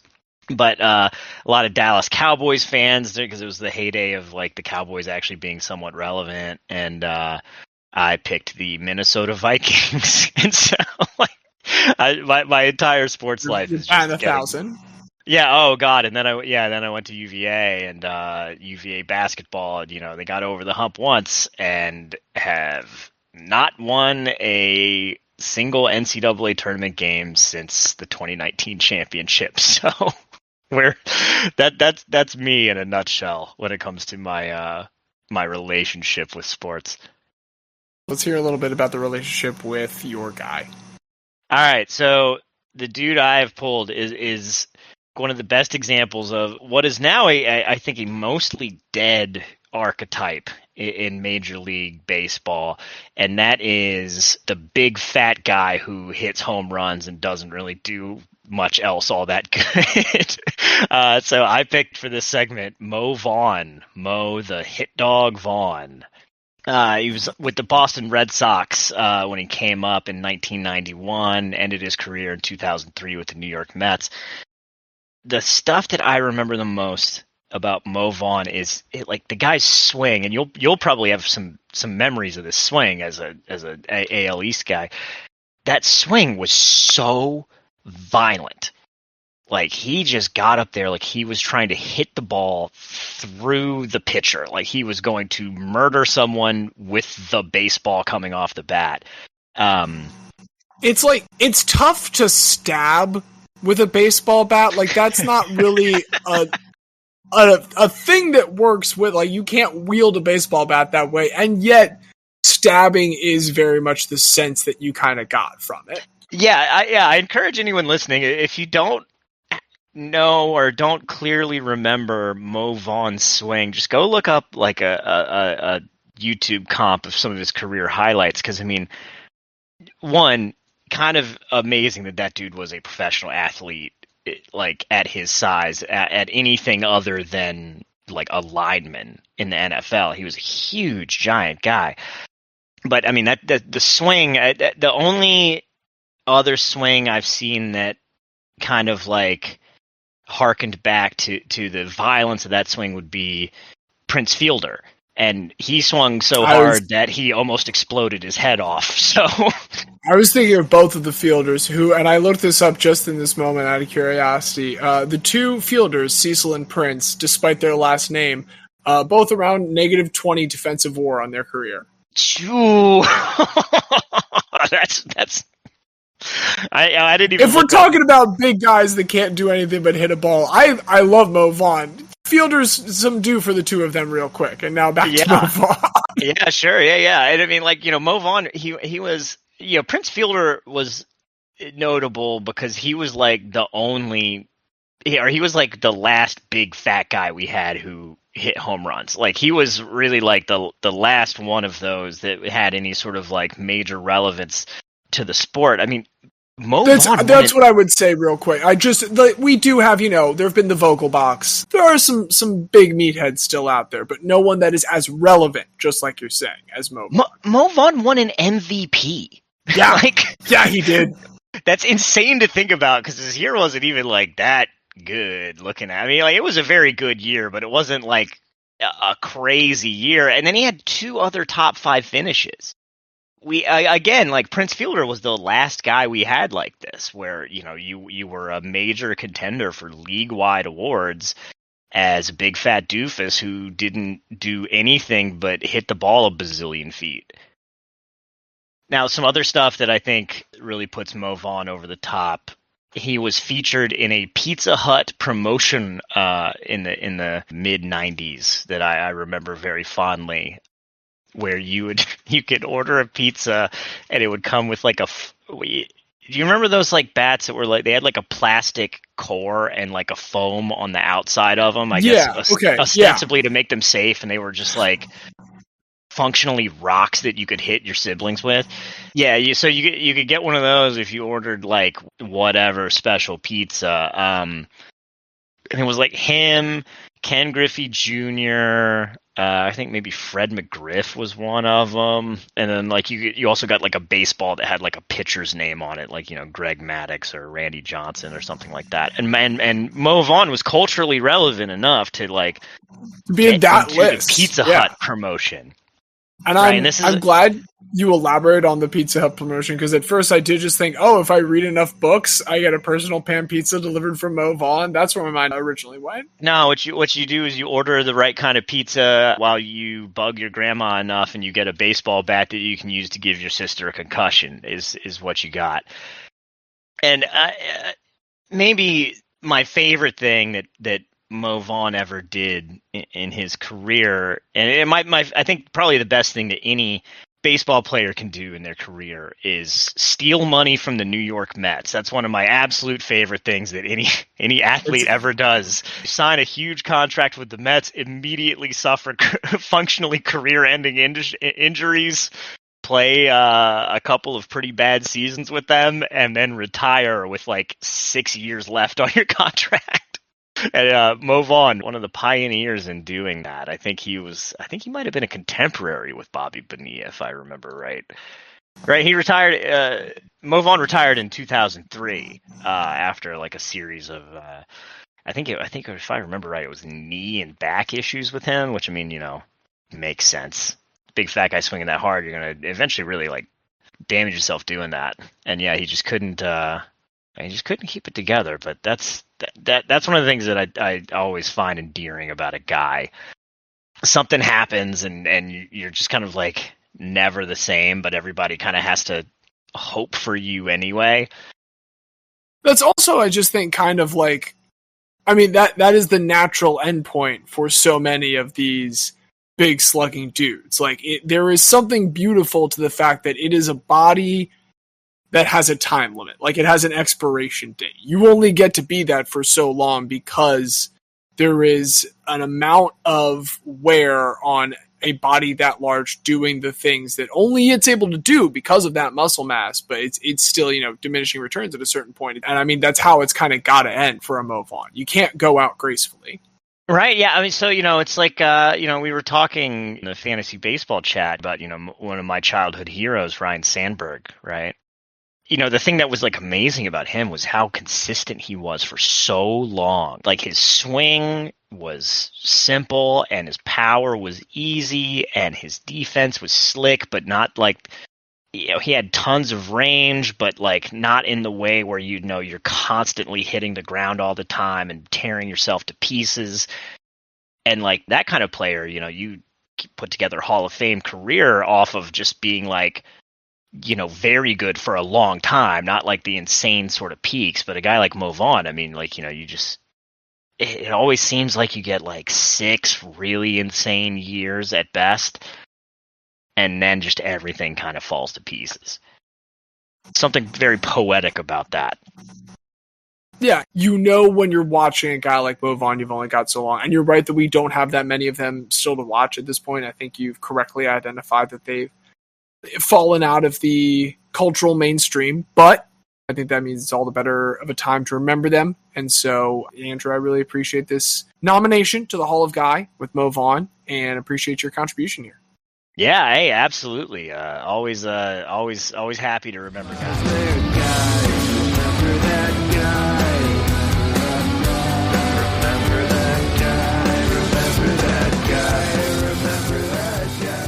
Diaz, welcome back up from the basement where normally we keep the guys in between litigations. I'm curious, what's it like down there?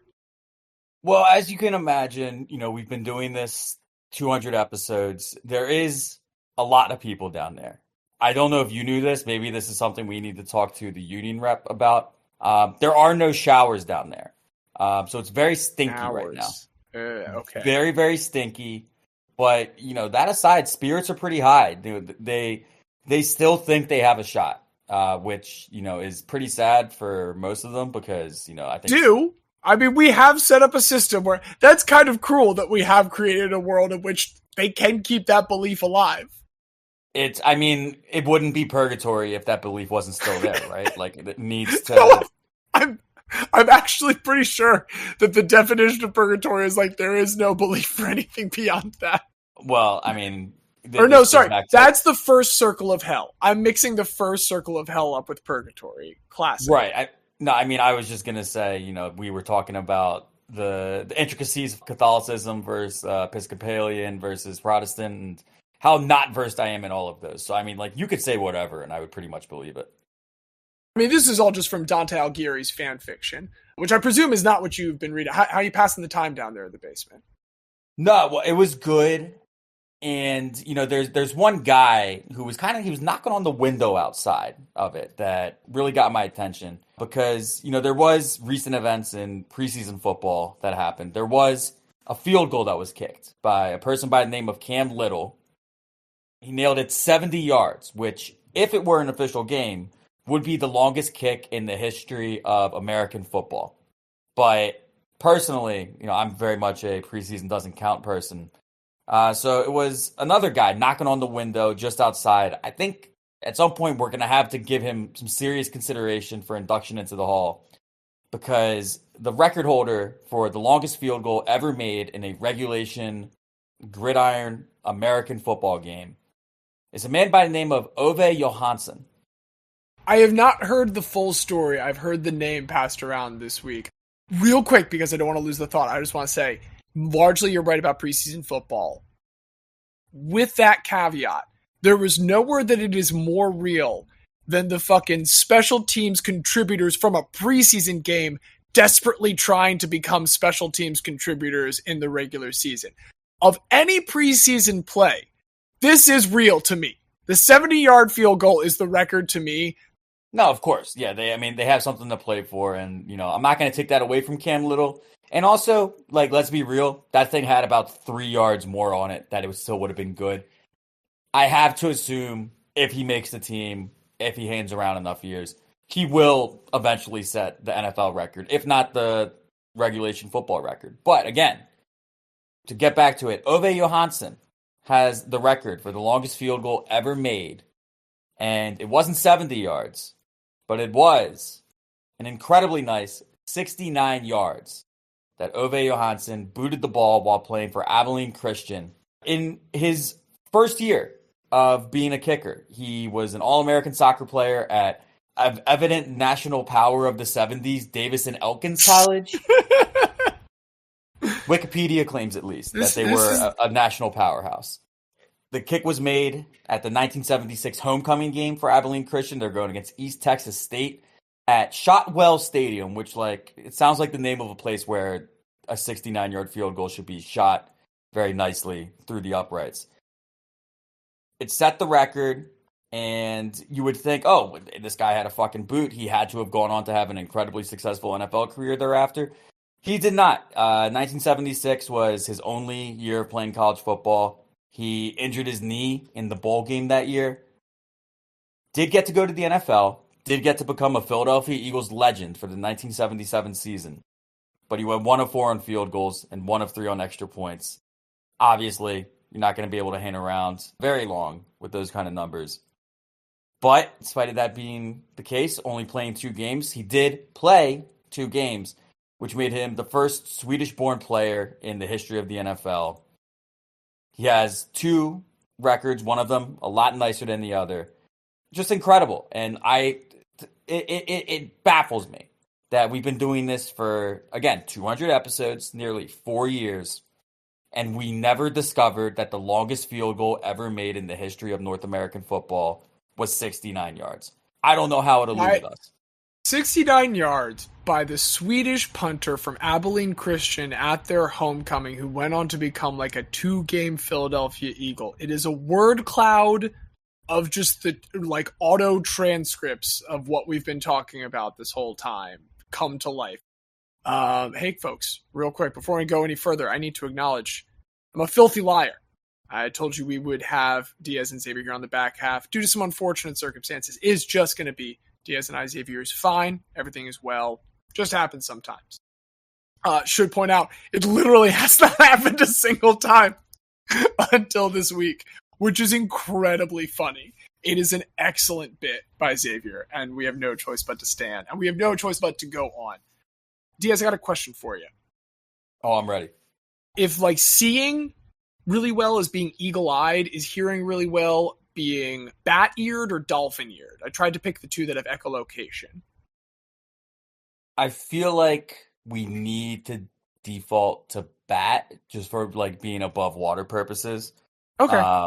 That's what I would go to. Although, look, I have an incredible amount of respect for the dolphin community. I do. One of my like crazy out there beliefs is I think if they had thumbs, we would be fucked. I think we would be totally fucked if dolphins had thumbs. I think they're smarter than us. I really do. Thank God they just have those little fins flapping around. Douglas Adams stan Justin Diaz out here. I love it. I don't think I've ever heard you say this. I'm really thrilled to learn this about you. I'm also really thrilled to now be able to say that our bat-eared listeners may have noticed I also promised 10 guys that were going to be presented to now just Diaz for potential nomination. You've only heard 9, though. That's because there is one that was submitted very kindly by David Roth, who responded to our request for one. Didn't have the ability to get an audio recording from him. That's all good. But it was such a good guy, I did really want to make sure that he still had a chance. And so I'm, Diaz, going to give you the bullet points real quick. For someone we've talked about before, do you recognize the name Tsuyoshi Shinjo? Vaguely. You will recognize him later on as a person. It's okay that the name isn't ringing a bell. He is great because we just saw Ichiro Suzuki inducted into the Hall of Fame. But there's now also this kind of Hall of Guy equivalent. He is a Hanshin Tigers legend, so he's got that for you. Signed by the Mets when he comes over to America initially. And he's a left fielder primarily. He is on the post 9/11 Mets team. He is like in the lineup when Mike Piazza hits that famous kind of like, oh, the city's healed home run for the Mets on September 21st, 2001 against the Atlanta baseball team. He then goes to a team that must have like looked unfathomable to Japanese fans where like everybody hates Yomiuri. He goes to the San Francisco Giants. and he wears a Giants jersey, seemingly anathema to his time in Japan. But this is an incredibly interesting Giants team. It is the 2002 World Series Giants team, the only time that Barry Bonds ever makes a World Series. And this is one of the bench outfielders on that team, Tsuyoshi Shinjo, this longtime NPB legend who is just kind of now become a bench player as he goes back to the Mets. The next year as a free agent.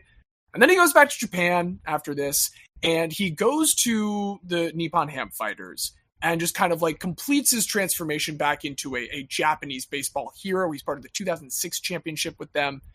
Becomes so big that upon his retirement, he becomes the manager. And he wants everyone to know how big he is, how big of a boss he is. And so he gets his name and branding all changed to Big Boss and becomes this dude that enters on sparkling hoverboards to games and jetpacks in his flashy jersey, just completely embodying the Tsuyoshi Big Boss Shinjo energy. Tsuyoshi Shinjo is the nominee that David Roth sent us. He is excellent. So that is the first of 10. I've given you one, and I'm going to hear some deliberation on that from you in just a moment, but I want to real quick lay out how I'm going to present this to you for the rest of this, if that's all right with you. Absolutely. I am going to ask if you remember that guy. I'm going to try and, kind of lead to each guy. There's some that are a little more obscure than others. There's some that you'll, I think, immediately get. I think they're all excellent. I have vetted all of these from some of our excellent new and returning friends. There is no category here. And so, Diaz, I really just want your gut reaction on each of these. Think on it for a moment.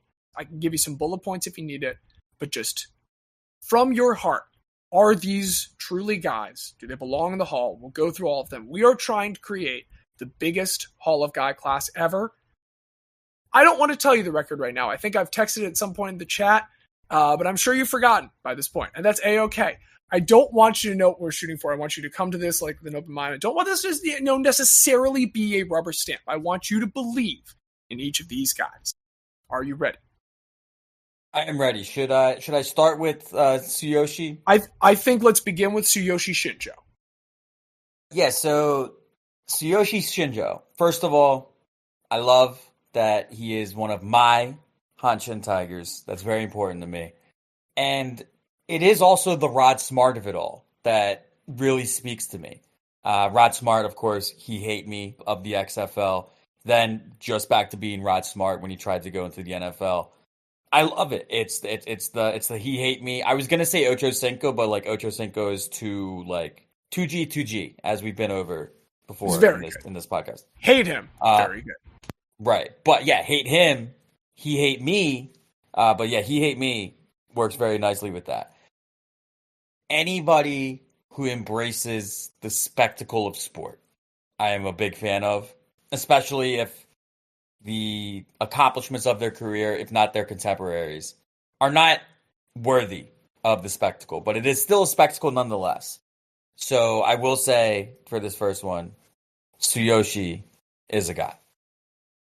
We've got one in, Tsuyoshi Shinjo. Next up, Diaz. Do you remember that guy that led FSU to their first ever ACC championship while leading the nation unofficially in buzzer beaters? Leading FSU to their first ACC championship while leading the nation in buzzer beaters. So we're talking basketball, obviously. Indeed. Can you give me a year that they won? 2012. I'm going to confirm that real quick, but I believe 2012. It's weird that this is when we were in college, but my college basketball watching fell off. In high school, if this would have happened when we were in high school, I would 100% remember this guy. 2012 ACC tournament. This is the ACC tournament MVP that year. At one point has 3 buzzer beaters in a week, 2 in one game, both at the half and then at the close. Does not have an NBA career. A little bit of summer league, but no NBA career. He's played in Italy. He's played in Russia. He's most recently played in Macedonia.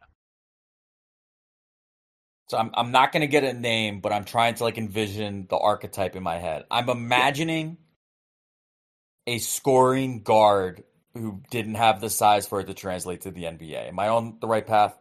Perhaps a 6'5" shooting guard who in his college career averaged, a very respectable 11.6 points. So yeah, not an overtly scoring guy. No, but I'm saying that I think you're absolutely right about the guard not translating. Do you want me to help you out? Yeah, please. We're looking for Michael Snaer. Michael Snaer was the star and tournament MVP for that 2012 FSU team. He never did catch on beyond that, but he truly was a thrilling buzzer beater king for that 2012 year, and it really stuck in the brains for some FSU fans of that time period. And so Michael Snaer is being presented to you as, again, this guy who has this incredible run with FSU for a little bit as a very flair for the dramatic kind of guy, and then never catches on in the NBA beyond a little bit of summer league with the Oklahoma City Thunder and the Los Angeles Lakers. He exclusively just plays, again, few years, not that much, in Italy, Russia, and Macedonia. Michael Snaer.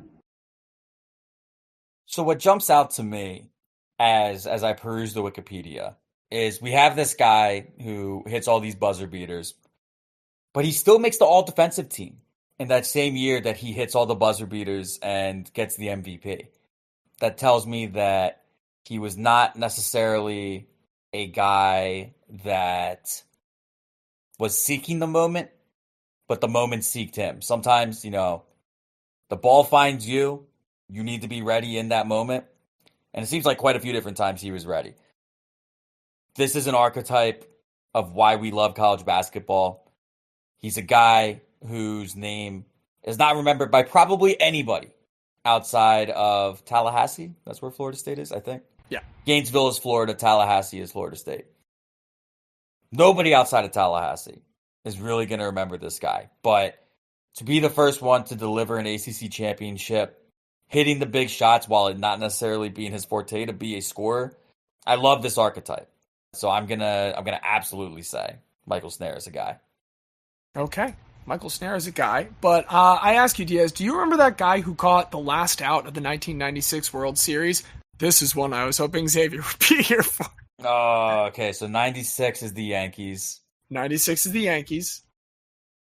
So this guy, 3-time boomerang guy with 3 different teams. He's got non-consecutive stints with the Yankees. He's got non-consecutive stints with the Giants. He's got non-consecutive stints with the Phillies. He's a 14-year veteran of the major leagues. Got about 10.5 B-WAR in that time between 7 teams, a couple more in addition to those 3 that I previously mentioned. And he did catch the final out in the 96 World Series, which some could argue probably kicked off the whole dynasty that they have from that year forth. I mean, it's really this one kind of mid-level veteran leader that's showing these youngsters like Derek Jeter how to get it done. No, one thing I did joke about, though, is that play probably had one of the higher championship win probability added totals of anything that season for the Yankees. And it belongs to this guy who does now have a current Major League son who was recently traded within the division. Was recently traded within the division. Yeah. The kind of scrappy, not necessarily all that talented with the bat, but very defensive-minded third baseman who, would learn from a journeyman over all these years very much rather than take on the athletic talents and kind of come into his own on that side. So, I mean, the name that immediately came to mind when you said the son, but is very clearly not correct, is Cody Clemens. That's very clearly not correct. It's not Cody Clemens, no. We're looking for someone traded from the Pirates to the Reds. Their dad, that guy traded from the Pirates to the Reds, is Cabrian Hayes. And his dad, last chance? I'm thinking of basketball player Elvin Hayes, but I know that's not him. We're looking for baseball player Charlie Hayes. Charlie Hayes made the final out of the 96 World Series for the New York Yankees. That is, again, one of 2 non-consecutive stints that he has with the Yankees, in addition to ones with your Phillies and with the San Francisco Giants. Just a guy that hung around, averaged less than a WAR a year, but you know what?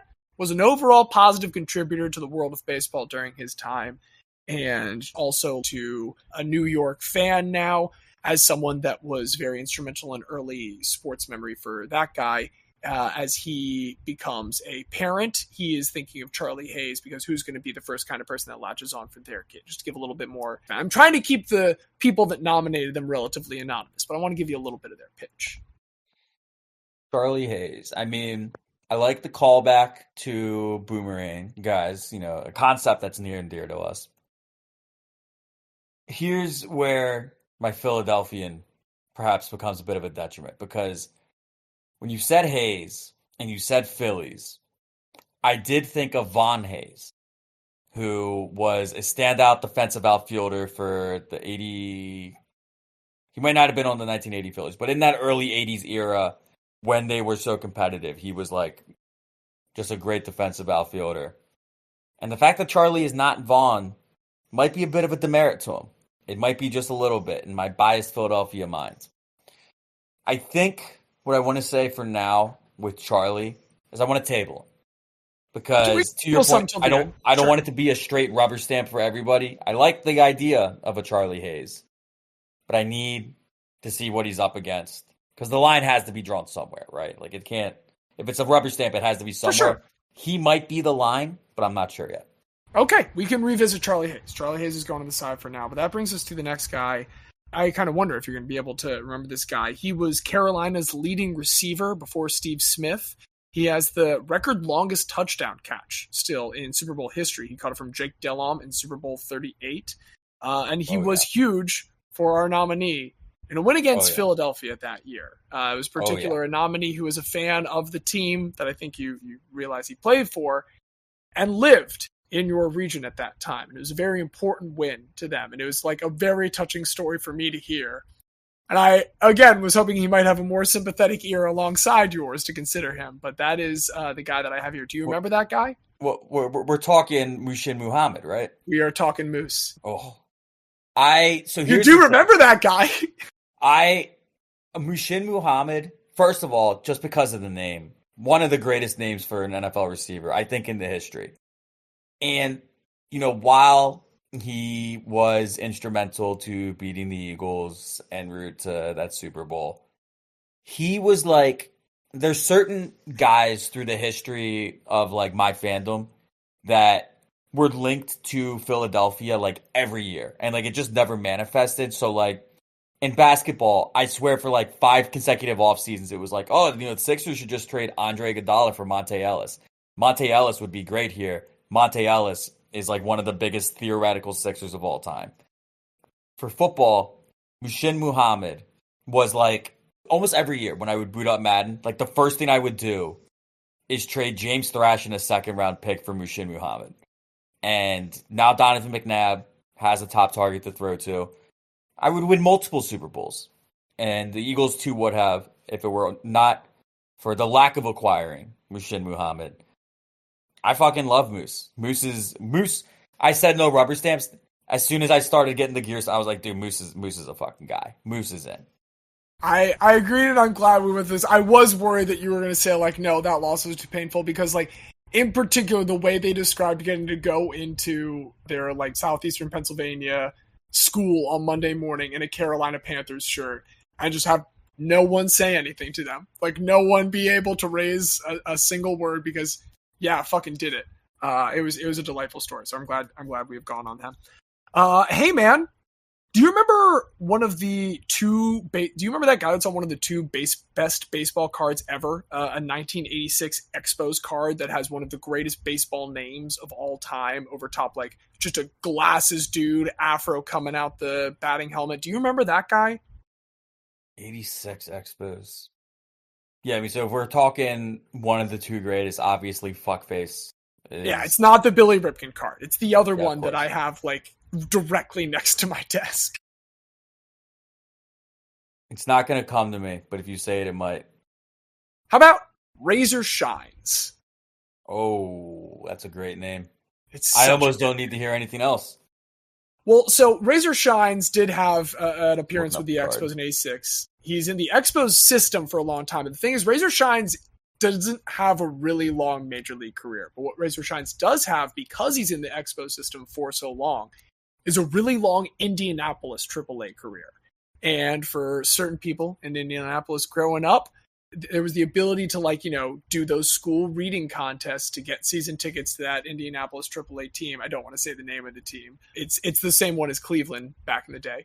And Razor Shines was just like the star there all the time because he was a star minor leaguer and not a, like, even kind of scrub major leaguer. But he is responsible for the 1986 Razor Shines Expos card, one of the greatest baseball cards just on pure aesthetic of all time. Yeah, I mean, I did pull up the picture. It is an incredible picture. I like the slight Strahan to the smile, just ever so slight. Yeah, there's a gap. Right. I would describe it maybe as more of a sliver. It's not even quite a gap. It's more of a sliver, I think, is a more accurate. It's just a little bit of cell shading. Just a little bit. Yeah, I mean, how can you not be romantic about a career minor leaguer? How can you not be romantic about a career minor leaguer who stuck really in one place, in Indianapolis? And also, I mean, just slight tangent. It also does floor me. Like, I recently saw, like, a friend posted, like, oh, I'm at the Indianapolis AAA game. And it kind of like, it's like, wow, like, you're not even Cleveland's affiliate. Like, you're just kind of just holding on to that name. Just kind of stick with it. Hey, we don't need to talk about some of the name choices of Indianapolis professional sports teams. There's one that should be changed just as quickly as that one. Of course. And for less offensive, but more... Yes. I should not equate the suffering of Baltimore losing that football team to racism. I should make that very clear. They're not the same thing. But okay, there we go. Razor shines. Razor shines. I mean, also what I love too is that Razor is not actually the first name, but it's also not a nickname. Motherfucker's middle name was just Razor. Yeah. And he correctly diagnosed that was the cooler name to refer to himself as such. So Razor shines is going to be illuminating in the hall. Next up, Diaz, do you remember that guy from Argentina who was on the 2007 Spurs team with the really nice hair, though? Fabricio Oberto. Do you remember that guy? Baby. I remember, like, none of his play style or anything, but I do just remember Fabricio Oberto was an incredible... Hubie Brown, I feel like, was like a guy who really nailed it when he used to say it. You've got Fabricio Oberto comes up here, and he sets the screen, and he rolls. Look at him put the hand up with a large target for him to be able to throw. I'm kind of like, Hubie Brown is just like if Bernie Sanders became a basketball commentator in my head. It's if Bernie Sanders was a basketball fan instead of a baseball fan. Right. Well, dude, Bernie, like, there was, Bernie was like a baller back in his day. There was even a video, I want to say it was from like the 2020 campaign, maybe 2016. But it's just him at a playground, like, just like with a bunch of kids, like, now if you look up here, you look at the square. If you hit the top left of the square, it goes in every time. Look. And then he makes like 5-foot bank shots, but like, makes 5 in a row. He, I'm sure, has an immaculate free throw style, like no mobility whatsoever. Fabricio Oberto also played in Spain, also played in Greece, played for Olympiacos over in Greece, a team we've talked about before. He's on that Spurs 07 title. Here's the thing, talking to our friend who brought him, longtime Spurs fan, was like, yeah, I remember Fabricio Oberto being there forever. Not really. He's there for like a couple years, and it does happen to be on that 07 team, has that national connection with Manu, is part of that Spurs Foreign Legion movement. But it was just kind of a discussion about, like, man, the first couple ones you see, if you have a really seminal experience, like maybe the player, because they see you're wearing another Argentinian player's jersey, throws you a shirt, Mean Joe Green style, like maybe that guy just was a Spur forever, right? And that was the case with Fabricio Oberto. I do love him. Here's my determining factor. Okay. Was he on the 04 Olympic team? Almost certain he was, because we joked about he did beat Tim Duncan then in that, and he is indeed a gold medalist at the 2004 Summer Olympics. I love that. That's all I need to know. If you are a member of your country's golden generation and yet still not remembered enough, you are a guy. Fabricio is in. Fabricio Oberto, you are a guy. But Diaz, here's the question. Do you remember that guy that played for like the kind of seminal Tarkanian Unilev teams before he was drafted to the OG Teal Hornets and eventually signed at one point the largest contract in NBA history? Do you remember that guy? So, wait, he signed with the Hornets and became the highest paid player in the NBA. He was drafted by the Hornets, signed another contract, a second contract with the Hornets that at that point made him briefly the highest paid player in the NBA. He is, in many ways, or was marketed almost as the creation of Bird and Magic, but instead was marketed as, you may remember, Grandmama. Oh, of course. Yeah, that was literally what I was about to say. Larry Johnson. Larry Johnson. Do you remember that guy? I remember. I have distinct memories of Grandmama. I have the memory of the 4-point play with the Knicks, which is like it's the greatest like quick snap reaction of like he goes from just hype as shit to very quickly like wait, we're only tied. Calm down, everybody. I need to hit this free throw.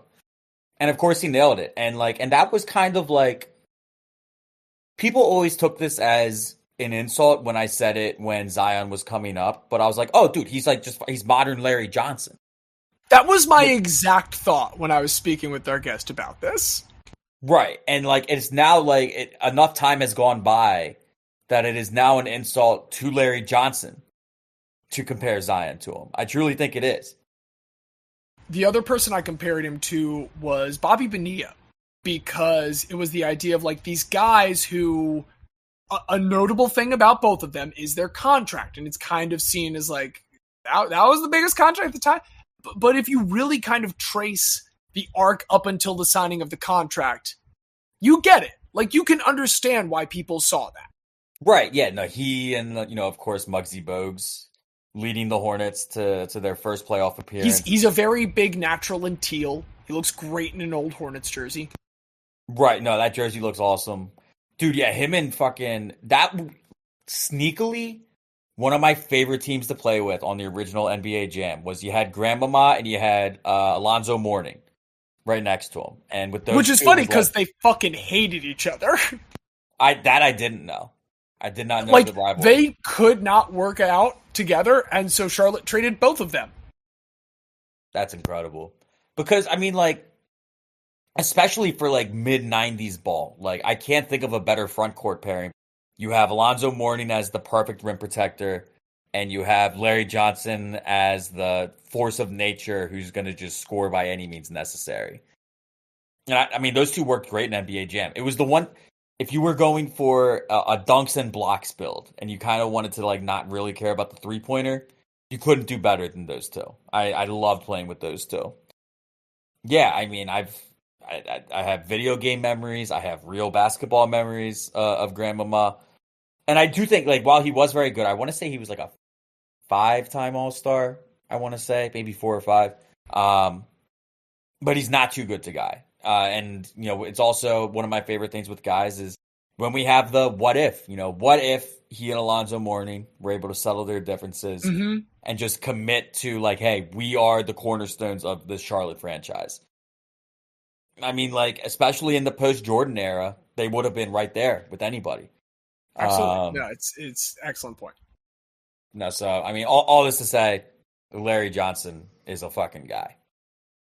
We have another one down. But I've got another guy I want to know if you remember him. I think you will. Do you remember that guy who holds the record for most home runs in a Blue Jays uniform? Most Blue Jays home runs. Let me put it differently for you. Remember that guy who holds the record for most home runs as a Puerto Rican board player? Not Alomar, right? No. Looking for a little bit more modern. Looking for like the doldrums of Toronto. We're looking for a guy that was there in Toronto during a real toiling period between those early 90s World Series teams and between the like more modern contention beginning around the Jose Bautista era. We're talking about the guy that carried that Toronto team. Again, a team that's got a whole nation behind them and could never have a running mate put together next to him that could really elevate that Toronto team. And of course, as he's doing this, putting up these records, hitting these dingers, never go too crazy, more of like a Hank Aaron year in and year out kind of production. He is setting that record for the Puerto Rican island as well. It's bothering me. I'm ashamed to say I don't know who has the most home runs in the history of players coming from Puerto Rico. Well, do you remember Carlos Delgado? Oh my God, fucking Carl Skinny. How could I? You know what it was? I think of him so much as a Met because I think of him and Beltran on those Mets teams together. That's fair. Yeah, he is a significant contributor. Again, he doesn't get bad. His number of home runs as a Puerto Rican is quite a bit more than his number of home runs as a Blue Jay. But he is like the central Blue Jays character for that period in between the early 90s and the 2010 turn of the decade. He is the guy there, and he is it is very interesting, I think, for this Puerto Rican man, a man who's ostensibly American but is also very much Puerto Rican for a national identity, being the face of the franchise in Canada at this point, when it is all they have, because this is after the move even. Like, he's there beyond the Expos being there. And so he is there when Toronto is like the baseball team for Canada. This Puerto Rican man just putting the team on his back. That's Carlos Delgado. I mean, do you remember him? Of course I remember. I'm very ashamed that I didn't know he had the home run record. God, like I would have because of longevity, I would have guessed Beltran. If you just straight up posed it to me, I probably would have guessed Beltran. But no, Carlos Delgado. He was in I want to say Backyard Baseball 2001 or 2002, one of those Backyard Baseballs. We love an ironic name, His name was Delgado, which is Spanish for skinny or some other alternative of skinny. But he was not Delgado. He was a large man. He was a very big man. Yeah, I mean, how can I say no to like my somewhat countryman, my half countryman, my grandfather's countryman? I think that sounds best. But I love Carlos Delgado. He's definitely a guy.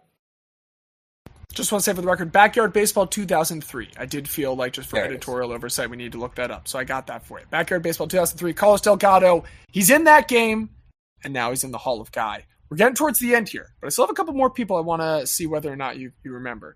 Do you remember the football player who is the only defensive player to win the NFL MVP and then not be a criminal? The only to win NFL MVP and not be a criminal. It's hard to even fathom a defensive player getting an MVP because, like, in the modern time, it's just become, hey, who's the best quarterback this season? There's two, and this one is not particularly modern. Which is why I'll admit, we're talking about a defensive player that won MVP. We're talking about a very good player. We're talking about a football Hall of Famer.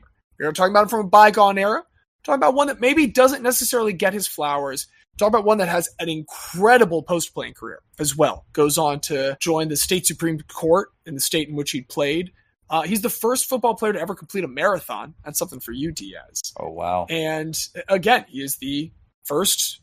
And if you take away any, truly kind of disgusting personal behavior people, only defensive player to win MVP. One defensive player of the year that same season. Did it for a purple team. Do you remember that guy? Okay, so, I mean, we're purple people eaters. Yes.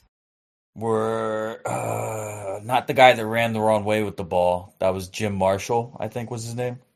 I believe that is the gentleman that ran backwards with it. Yes. I know Jim Marshall is one of the purple people eaters. I believe he's the one that did the fumble play that scored. And you know what? That's fine. He could get away with it. Right. God, I mean, Jim Marshall would have been fucking first ballot. Like, don't even need to discuss him. I'm not going to get the name. Alan Page. Alan Page is the other central character along Jim Marshall and those purple people eaters. He does go on to become a Minnesota State Supreme Court justice. He does that up until he is made to retire at the mandatory age of 70, meaning his last full year as a Minnesota State Supreme Court justice is his 69th year. His 70th year while he's 69. Speaking of that, he is also a member of the Vikings team that wins the last championship before they start counting Super Bowls, which is the 1969 championship played after the 1968 season. And yeah, he's just incredibly good. That's the thing. He's an incredibly good player. Is, I believe, 8th all-time in sacks, if I'm remembering the pitch correctly. Has the record tied with many people for most safeties in a season. The record's 2, but he does hold a share of that record. And it feels right that the record is 2. It gives 2 points. Nobody's ever gotten more than 2. Deuce is wild. If I had a nickel for each safety included in the NFL record for most safeties in a single season, etc. It's right there. I also I don't think you mentioned it. I don't know if it was brought up in the pitch, but as I look at the Wikipedia page, he was the Players Union representative. NFLPA, yes. He is he's from the beginning very interested in a lot of these legal happenings. Like that NFLPA work does kind of spur him on to his work as a lawyer in the off season as an NFL player. And then also he was so good at marathon training during those off seasons that he lost too much weight. And the Vikings like, you're not big enough to play anymore. And so he went to the Chicago Bears. Do you know who his defensive coordinator with the Chicago Bears was? Diaz. Don't overthink it. Yes, Buddy Ryan. Love that. Dude, the Buddy Ryan, Mike Ditka saga. Like, I guess like they kind of touch on it in the 30 for 30, but like, dude, what an interesting fucking dynamic that was. Yeah, I do. Do you know the marathon time? Is the marathon time part of the presentation? Ooh, I don't. Let's see if we can find an Alan Page marathon time. I'm gonna guess that the professional athlete probably ran it faster than me. I've got a hunch. Alan Page's, according to a Minnesota Star Tribune article, I'm gonna pull it up. 3 hours, 27 minutes, 50 seconds. I mean, that's a sub 8 pace for the whole fucking thing. That would qualify him, wouldn't it? Isn't 3.5 to qualify for, or does it have to be 2.5 for Boston? It's for Boston. It historically was 3 for men, 3.5 for women and non-binary. Okay. But basically, there were so many qualified runners that they kept having to add a buffer, and then like people wouldn't get it. That they've now made it's 2:55 for men and 3:25 for women and non-binary. But I mean, at a certain like they give you bumpers as you go up in different age groups. So at a certain point, 3:27. I mean, listen, if I ever get to running a 3:27, like I'm at least. That's not going to be possible for me for this marathon. I'm having a very good training block. I'm happy. I think I'm going to be able to PR and break 3:59, which I did last time. 3:27 is at least 26 marathon, and probably 27 marathon, truthfully. So I have no choice but to respect that, especially when probably not smart for him to be doing that. I respect that. It lost him some employment. It lost him a lot of weight and some employment. Yeah, I have no choice but to stand. Alan Page stand. Diaz, I've only got one more guy that I want to know about whether or not you remember him. But let's see. Do you remember that 1995 AL MVP with the Boston Red Sox, who then later signs with the Angels, and before he ever plays, injures himself by twisting his ankle on the stairs on opening day coming out to the field? Oh, 95 AL MVP. And then gets injured with the Angels. Gets injured with the Angels before his very first game. We talked about his cousin on here. He is kind of like one of the last true archetypes. Maybe not the last one, but one of the last truly dominant MVP contending archetypes of the big fat slugger, as put by our guest for this one. And many-time All-Star, really kind of quintessential player on both these Angels and Red Sox teams, though he misses the World Series windows for both teams, does not have a title with either. And yeah, he's just kind of the last of those dudes. I can keep going if you want, or I can tell you, unless you got a guess. Nah, I'm going to know the name when you say it, and it's going to annoy me, but give me the name. Nicknamed the Hit Dog. Last chance. Hit Dog? No. It's Mo Vaughn.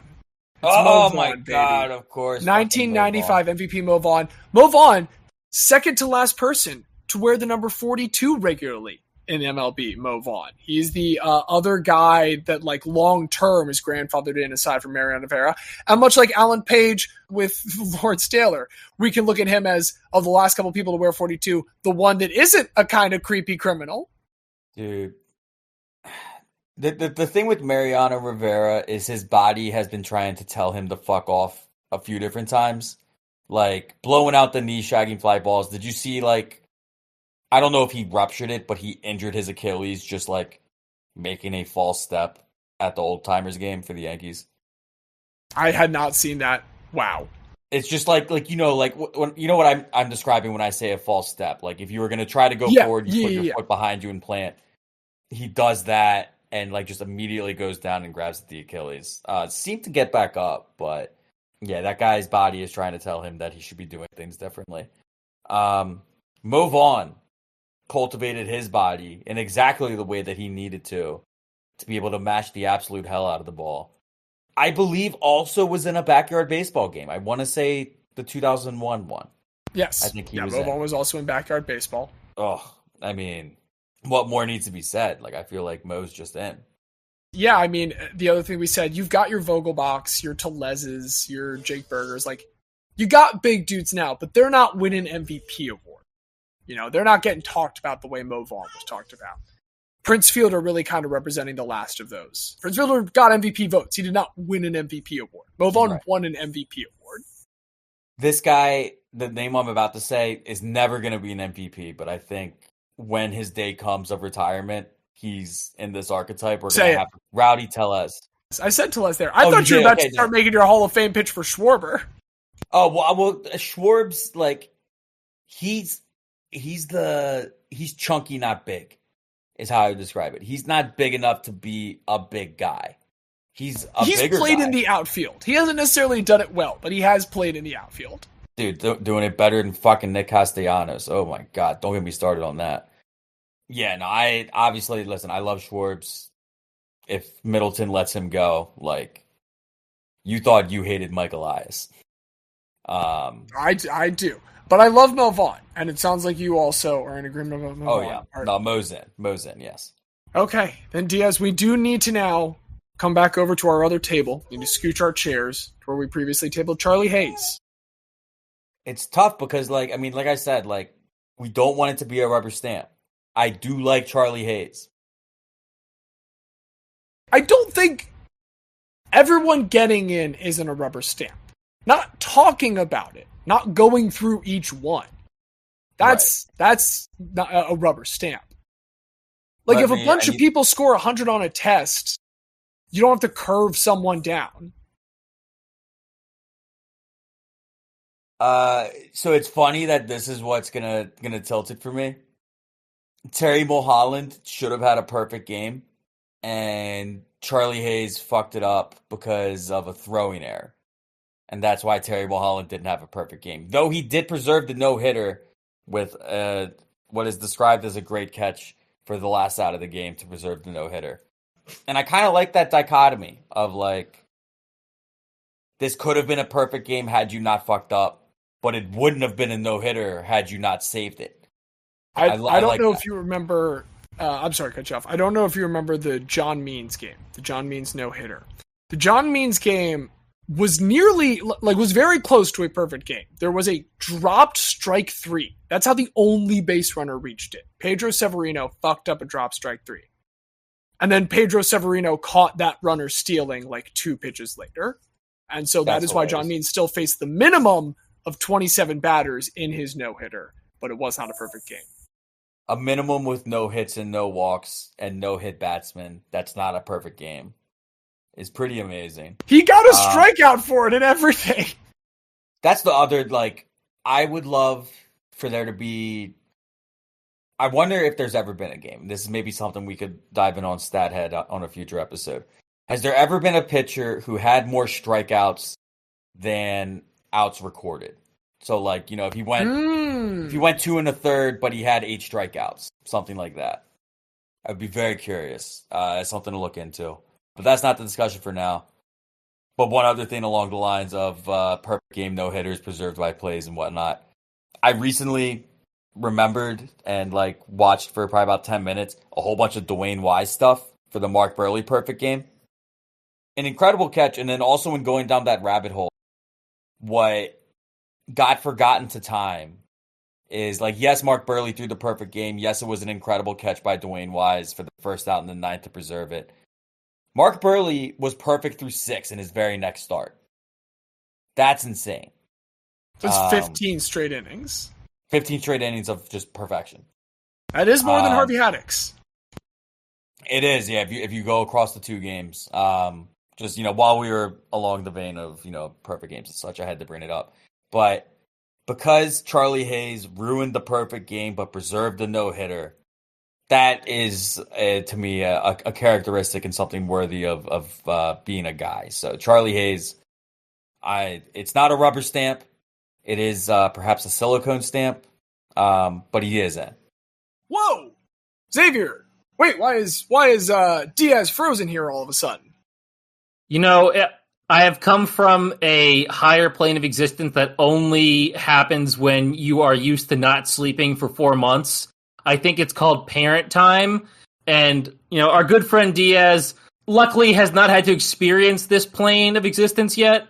But unfortunately, that does mean that he cannot interact with us during this time.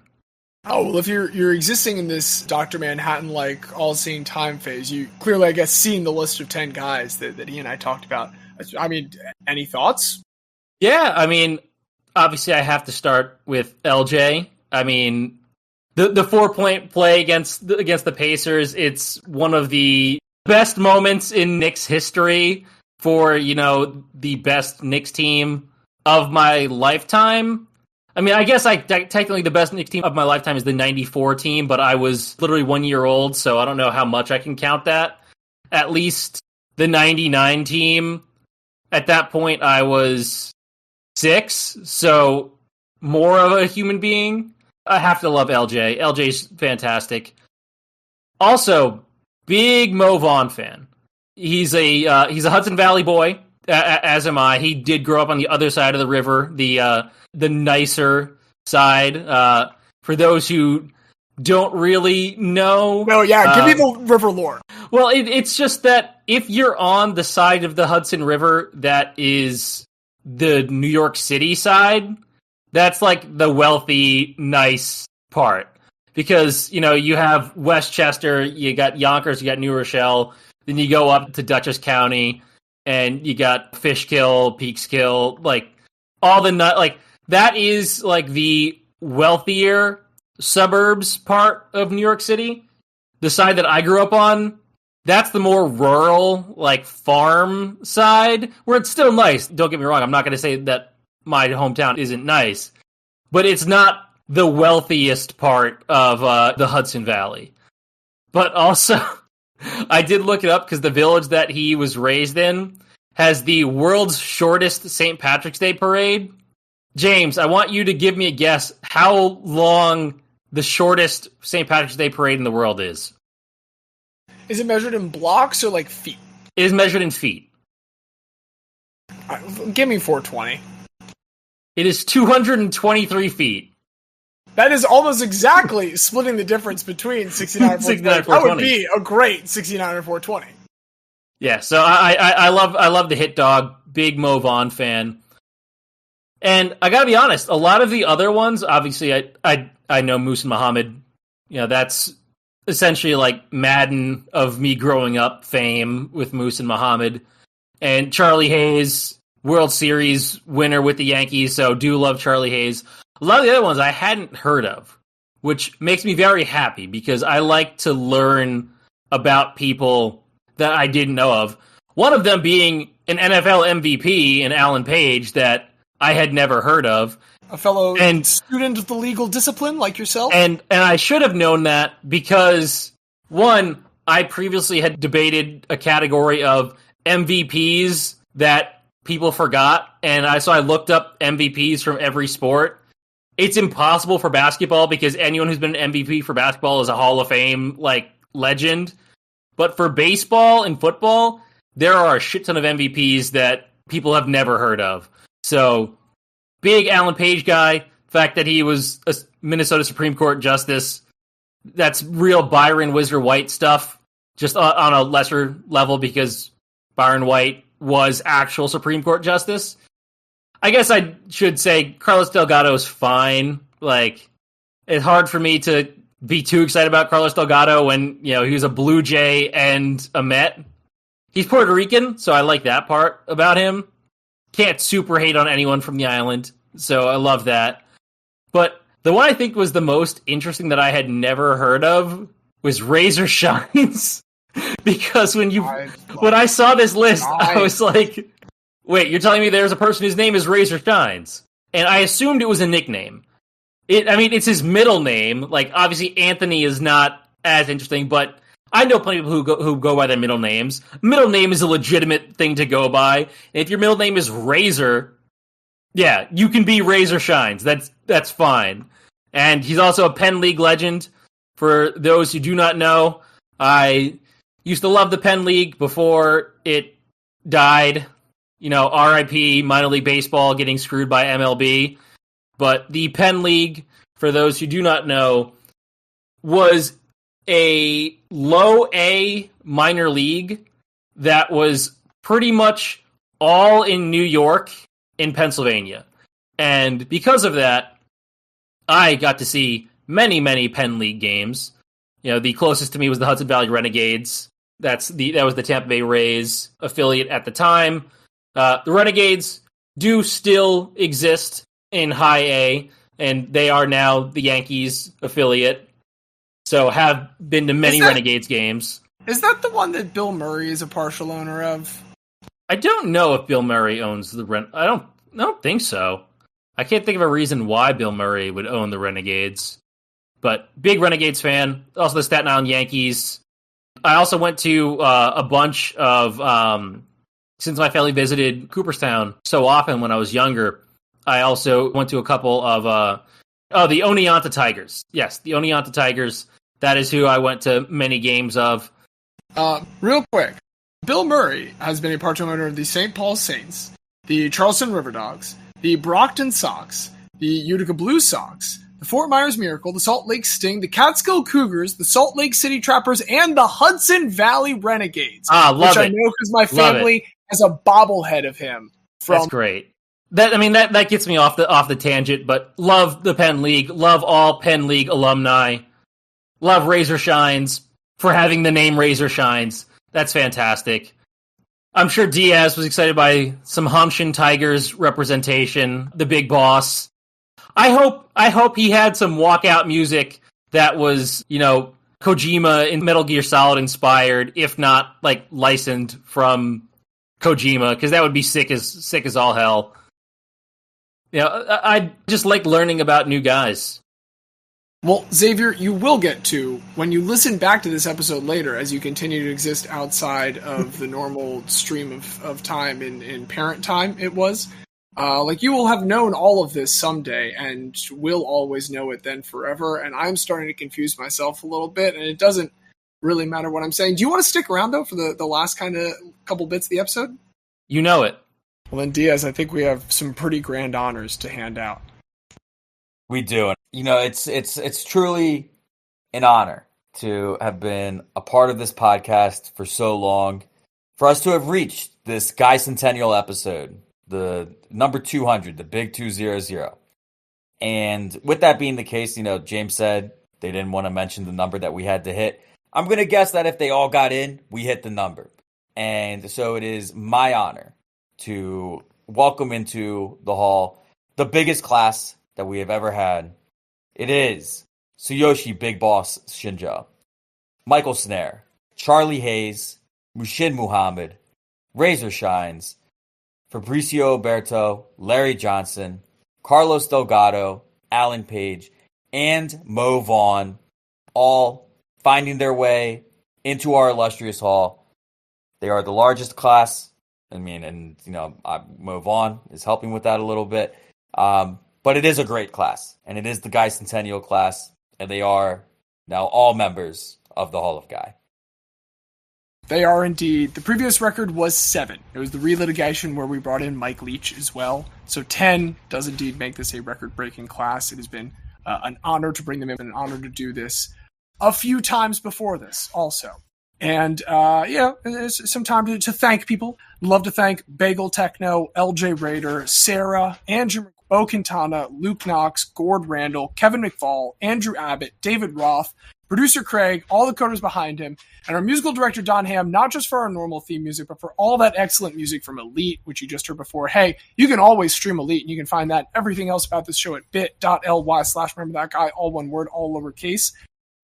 Thank you to the 2 guys with whom very soon we will have spent a whole run that included multiple children, multiple weddings, and if I'm not mistaken, 345 guys as of today that have been mentioned. Not all inducted, but 345 guys discussed.